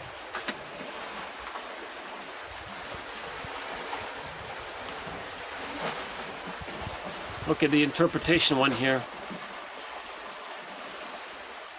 Okay, this next one here, also from Von Franz. She has this interpretation about in a fairy tale, the person had to weave a shirt. Now, when the hero in the fairy tale weaves a shirt is a form of a human. It's for a human, right? A shirt. People wear shirts, so you're giving something human form. So if you have feelings and you don't know what your feelings are, it's wild, it's chaotic. You want to give it human form. Okay? So that's, in the fairy tale, that's weaving a shirt. Okay? Now in this series, the shirt is an I statement. If you have a strong feeling, you can act it out. You're acting out. It's pre-verbal. It's right. It's that you're operating from the old brain, the monkey brain. You're operating from that. You want to give your feelings human form. So how do we give our feelings human form? We can do it through the use of what's called I statements. I statements. If we make an I statement, when I saw this, I felt this. When this happened, that was a trigger for me. It reminded me of my past and what happened. That's an I statement. You're sharing something human about you. When you're blaming someone, you this, you that, your fault. Okay, that's the panic of the baby crying for his mother's love. Right? So that's pre-verbal. It's in the mammalian brain. It's the pre-verbal. So we're calling that. So you want to. It's called the human side of being. You want to give it human. You want to weave a shirt. We're not saying the person is not human. It's a metaphor. So if the person is blaming, that's not giving his feelings human form. In reference to the fairy tale, right? His feelings is being dumped on. It's like an angry animal. Like the baby's desperate. He's angry. With the blaming, your fault is, you caused this. He's operating from the memory of the mother being a frightening animal. The frightening animal is not the human form. Okay? Operating from the memory of the frightening animal, that's not the human form. So projections are sort of like that. Prejudice is like that. So we want to give our feelings human form. In the myth or fairy tale, that's weaving the shirt. Right?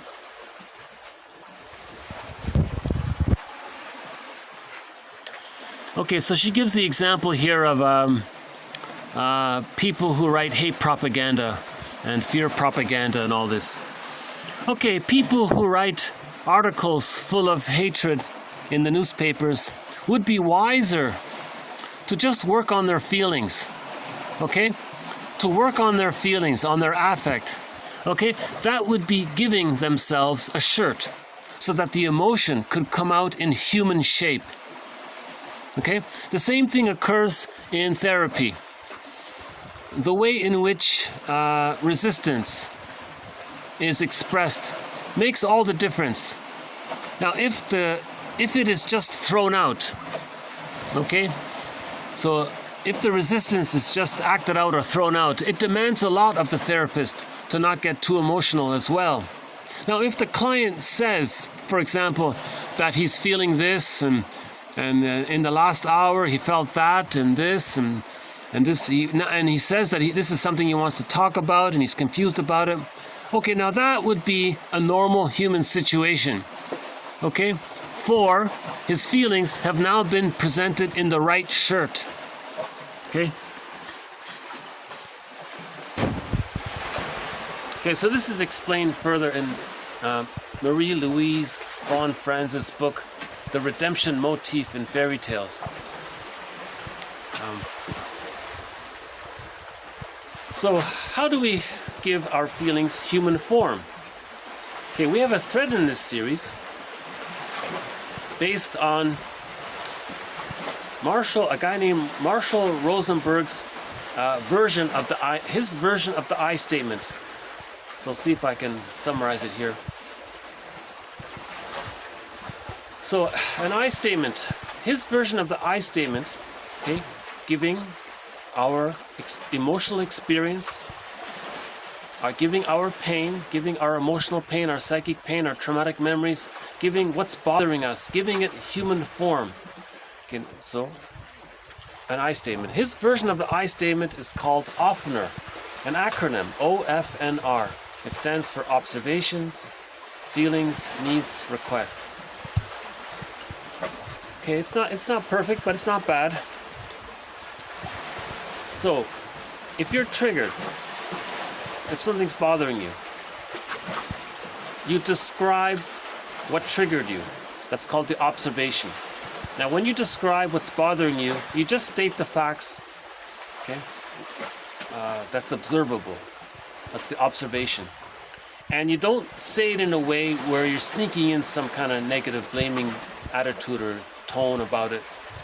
It's sincere. You want to make it about yourself. It's about, you don't want to project. You want to own your projections. So to own your projections. So if the friend is triggered, they say to their friend the event that triggered them. So the observation is, whatever the observation is. So the friend said they're going to lend them hold on a sec.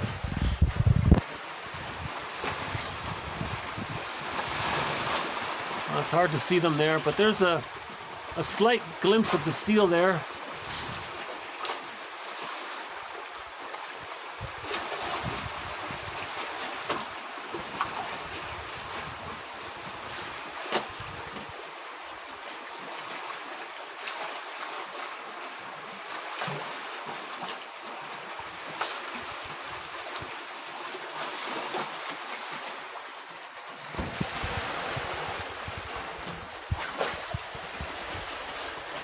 So the friend says that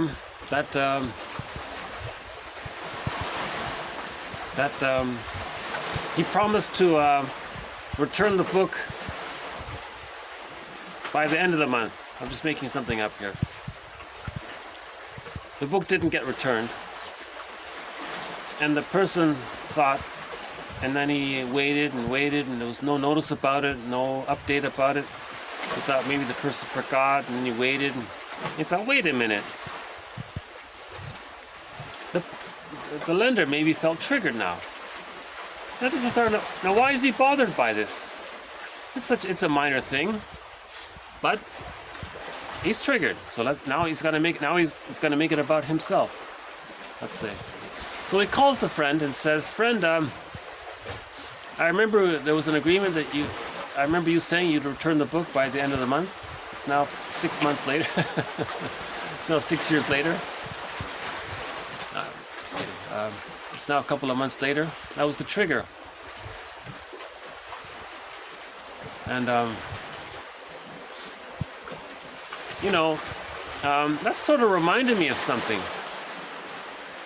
It reminded me that when I was a child, it reminded me of how my parents made promises and I trusted them and it didn't get met.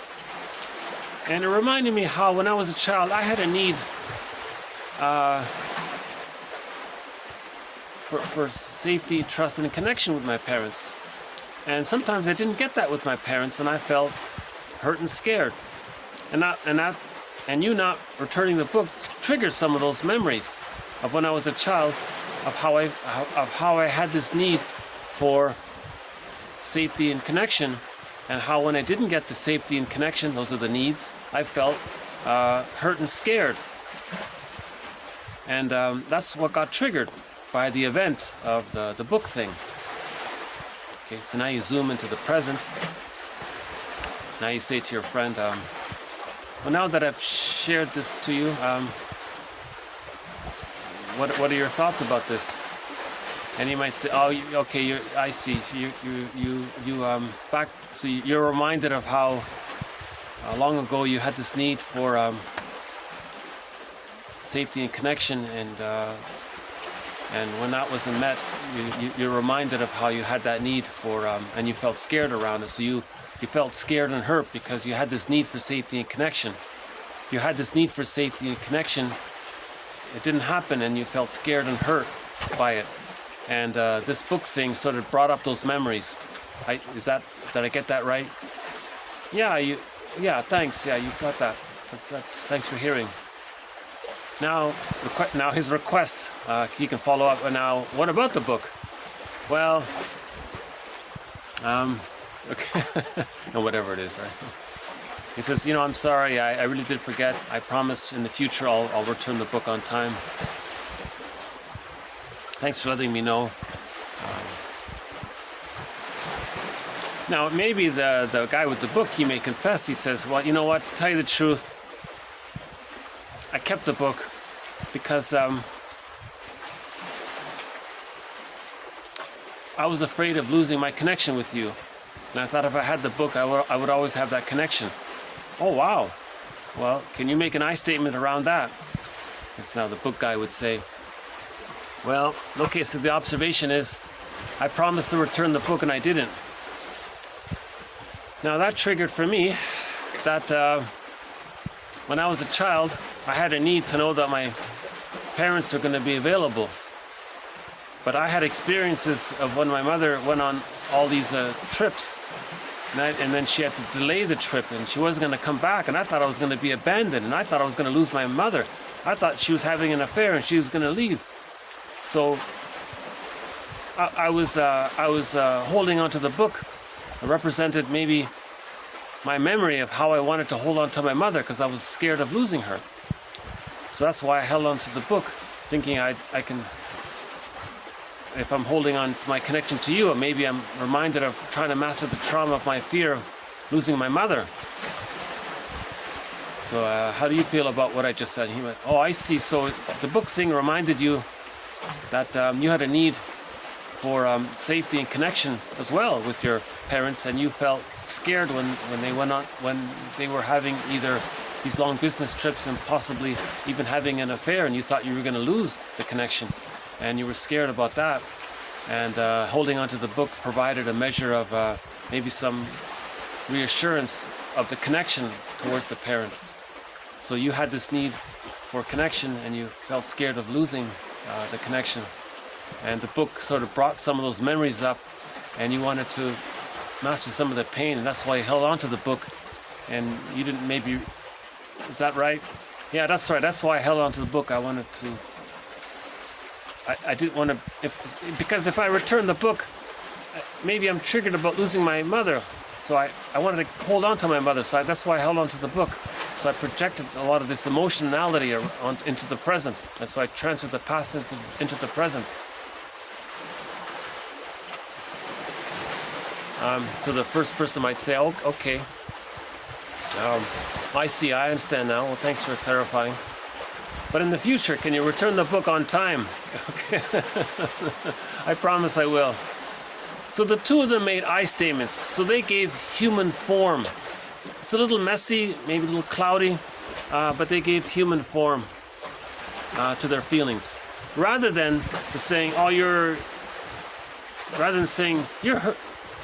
you're rude to me for not returning my book. You don't respect me. you're attacking him, and then, well, and then he counter, what, you're blaming me? Well, I'm blaming you. Remember when you get into an argument or something. So you want to make I statements. That's giving human form to our feelings. In the metaphor, that's expressed with the weaving of a shirt. So in any kind of, so the motif of a shirt, Robert Bly tells a story about the shirts. By the way, I'm not sure what these birds are, but there's a small group of them there. Hold on.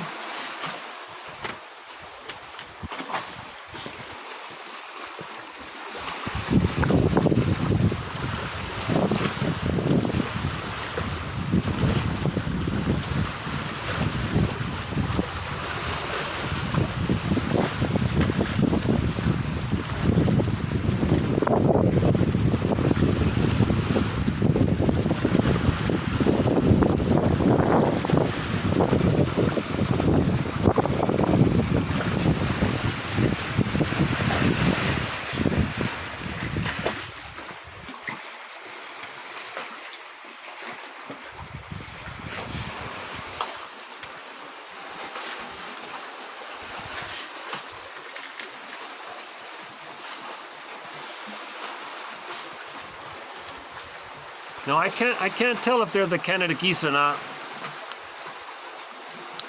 Yeah, I don't have the zoom. Okay, and in Iron John, you know, early in the story, the guy goes into the forest, and he has this task called bucket work. He has to bucket the water out. That means going into the unconscious. And then he found the wild man. He found his feelings. You know? But it was too much. He couldn't handle it, so it got caged. So the wild man was caged. And the golden ball was in there. Now the person wants to get their golden ball back. So the golden ball is animated by the feelings, by the embodiment.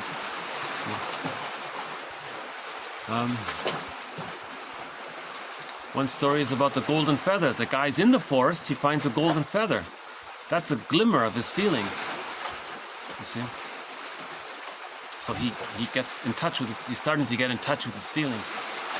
And like von Ferrand says, it's often a long journey. If a person has the narcissistic pattern their whole lives, and they embark on this journey like the Odyssey, it's a long journey. So 15 to 20 years. Right? That represents how far removed he is from his feelings. That firebird, the golden ball, it's all in that bag in there. So he's got to do the bucket work to get it out. A lot of fishing involved.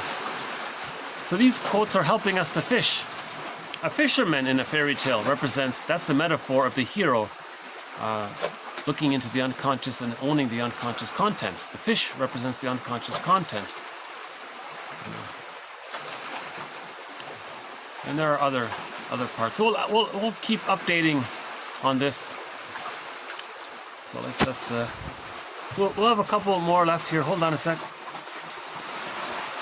What's the next one here?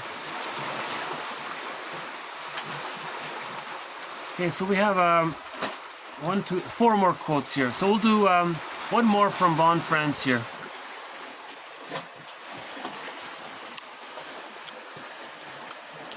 Okay, some clients have a kind of negative expectation everywhere, and this brings the worst out of others.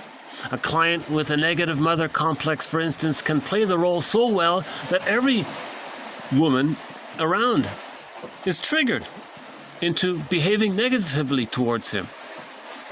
A client may have a negative father complex and may be against every kind of authority.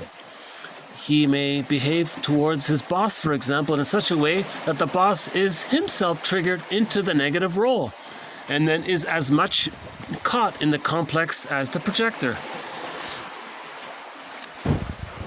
So she's saying if a person has a lot of unconscious memories of being wounded by a parent, they may somehow, she claims, expect negative results from others. Oh, hold on.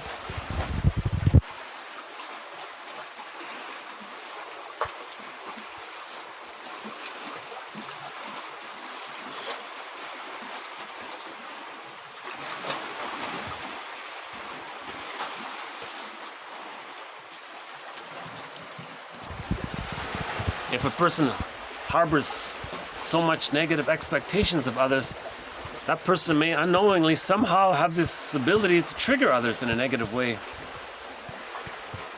So that's her point there. So that's a clue. If someone is always triggered, if somebody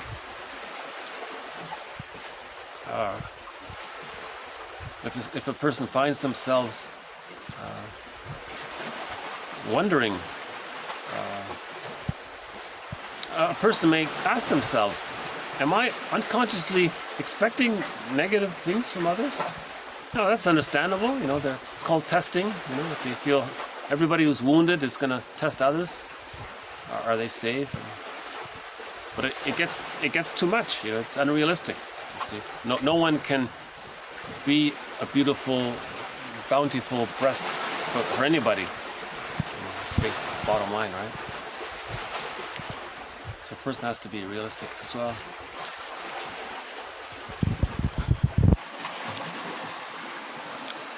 Okay, we'll follow up on this one next time. Okay, the next one here, regarding repression. Now he says here, we repress into a psychological subterranean life many of the thoughts, feelings, and wishes which are profoundly important to us, the process by which things are put out of mind. But in an exaggerated form, this is the root of neurosis. So this repression, it's a question of degree. Everyone has some repression, but how much? How much is repressed? If so much of who we are is repressed, so then it leaks out in our behavior, in our dysfunctional behavior, in our negative attitudes, in our Sisyphus, repetition compulsion. So if too much is repressed, then that's neurosis. We're cursed. If too much is repressed, then we're cursed. Then we gotta do the bucket work.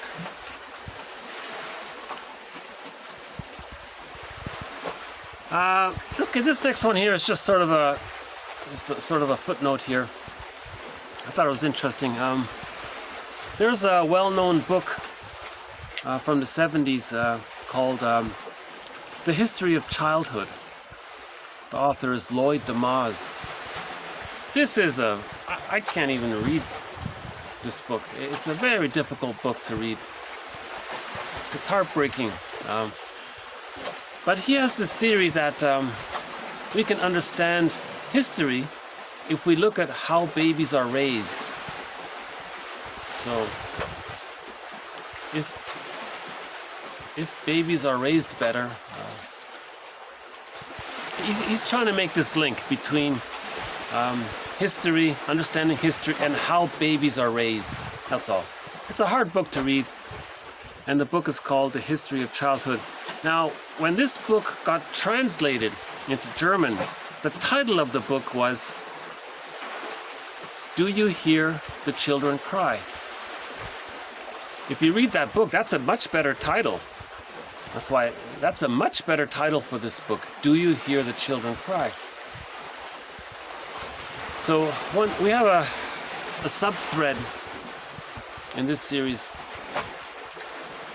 I won't go over it again, but a sub-thread, in one of our sub-threads, there's a quote around the idea that when farming and agriculture was discovered, you see, we could all live like nomads, where I nomad at you and you nomad at me. So long ago, the nomads, all of the babies were given a secure attachment style. Everyone was like an adult, calm, humble, kind, affectionate, tender, caring, confident, adult form. They were adults, right? So humans, for 150,000 years, were, for the most part, they were adults. 99% of the people got a secure attachment style. Now only 30% by the sounds of it. But her argument was that for 150,000 years, babies were raised properly. Babies were held, right? Mothers were attuned. Babies got their needs met. Babies felt ontological security. They felt trust. I'm reminded of the Inuit culture. The children got raised properly, and then a little boy can go out in the wilderness all alone for months. He would need a lot of inner love to be able to be comfortable to be alone in the wilderness in the winter for months. So that's when the child is loved, he has the confidence. That's what they're saying. So she's saying that's sort of the norm. That all children got a secure attachment style. Now with the birth of farming, that changed, she said. With the birth of farming, what happened was the brain got a huge surge in serotonin. And then when the crops, and then when that happens, if there's a problem with the crops, people panicked. Then they had to expand the farms, and that was the birth of what's called the economic model of global pillage. So before it was global village because everyone had a tolerant personality. So the adult personality is a tolerant personality. Things changed with the birth of farming. Then out of the panic of the weather problems and not getting with the crops, we felt a lot of stress if we didn't get that level of serotonin. So then we invented an economic model called global pillage. Now in order to global pillage, we have to create the prejudiced personality. So the theory was at that point, children were raised differently. At that point, children were raised differently. Then we get all of these horror stories that's described in this book here, The History of Childhood. Hey, I think, no, hold on.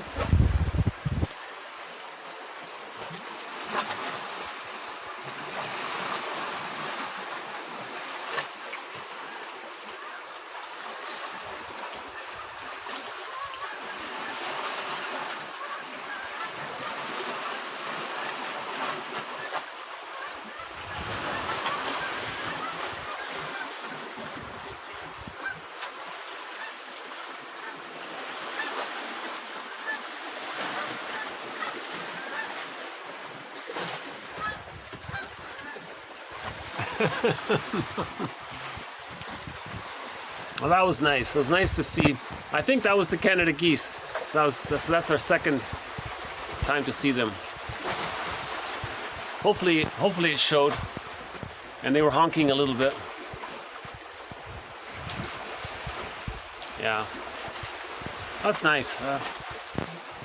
That's the best view. That's the first real good, decent view we got of the Canada geese. I hope it showed. Okay, one last, Lloyd Demas, it's very difficult to read that book. I still haven't read it, to be honest with you. Alice Miller, similar idea, hard to read. Leonard Shengold, same thing, it's hard to read some of that. Because the theory was if they traumatized the children, they'd be repressed. If they're repressed, then that can lead to the prejudiced personality, then they can plunder. They can pillage. Because if people have the prejudiced personality, they're going to get others. The prejudiced personality means they're going to think that they're okay and others are not okay. Then they get others to do the work, and then they and so on. So previous videos talked about the prejudice. So we have a thread on the difference between the tolerant personality and the prejudiced personality.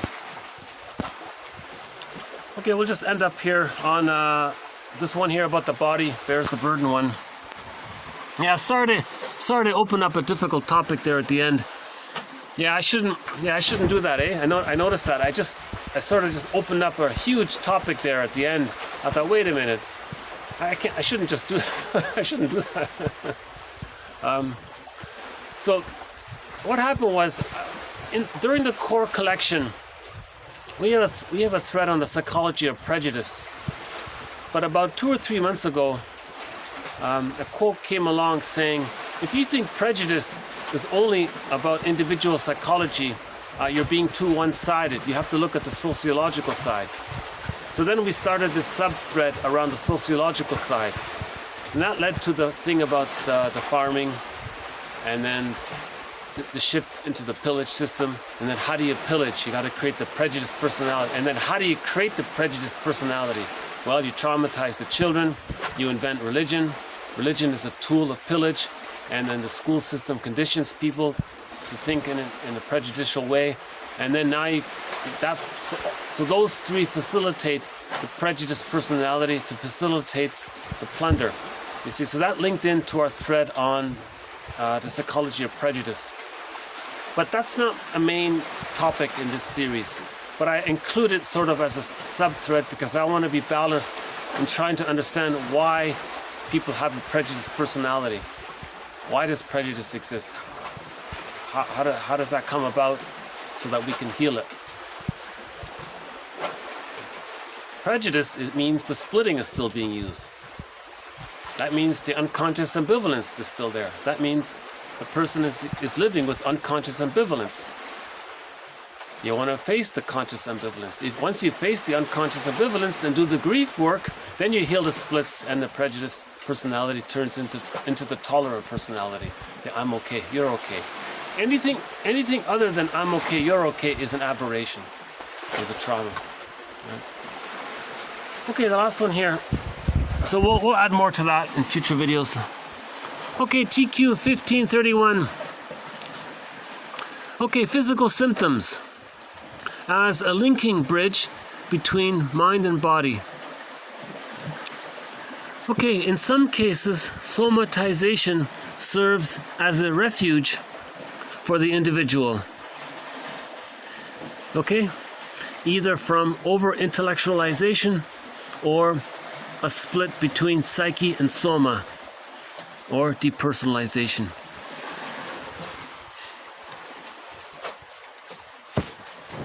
So if there's too much pain, it goes into the body. Now that symptom is serving as a bridge between the mind and the body. The symptom expresses the emotional pain, but it's also an indication of the emotional pain. So I'll just leave it at that. Okay. Oh, the moon bird. Here's a nice little song. So we'll end up here on with this song called "Waiting for the Moon." It's about this little bird called a moon bird. I mentioned at the beginning of this video, there's a bird called a moon bird. I haven't heard of it before. But he's a remarkable, very scrappy, tough little bird. What a gritty, you can't help but admire this little bird. Every year, he flies from pole to pole, basically. From the bottom tip of South America in Argentina there. I forgot what it's called. Is it Port something? He flies all the way up to the northern Arctic, near the North Pole, and he flies back again. He does that every year. Just a little tiny bird. It can fly. His main diet is crab eggs. The eggs of a crab. So he knows where they're located, interestingly enough. And every year he goes to this spot where there are a lot of crab eggs. Now, if those crab eggs are missing, those birds perish. Now that their numbers have dwindled, apparently. So we should leave those crab eggs alone for the moon bird. according to this song makes the moon bird quite romantic. He says in the song, the moon bird, this moon bird was sitting on a branch one day, and he was just waiting for the moon. And when the moon arrived, he was so happy, and he started to chirp his song, and he was singing and celebrating out of happiness in the moonlight. This little lonely bird on the branch was singing his bird song. So we'll end up this video with the song is called Waiting for the Moon.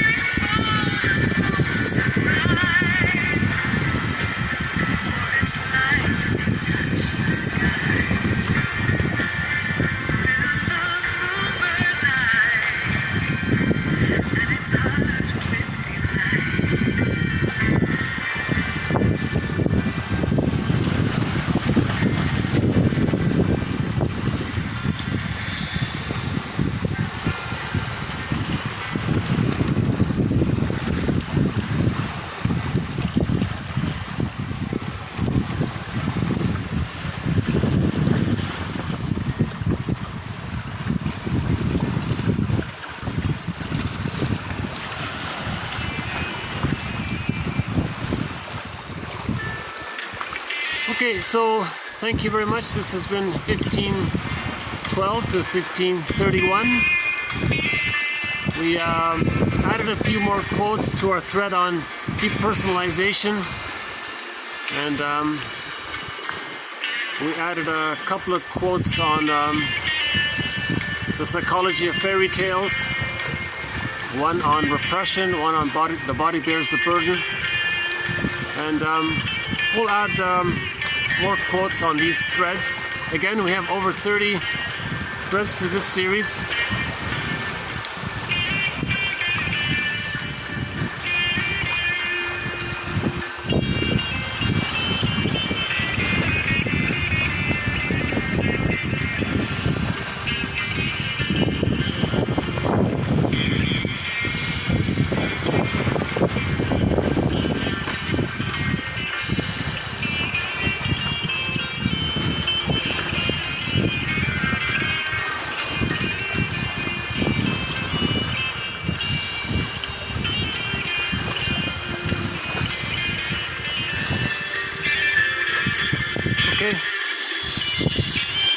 Okay, I'll see you next time. Thanks again. Bye for now.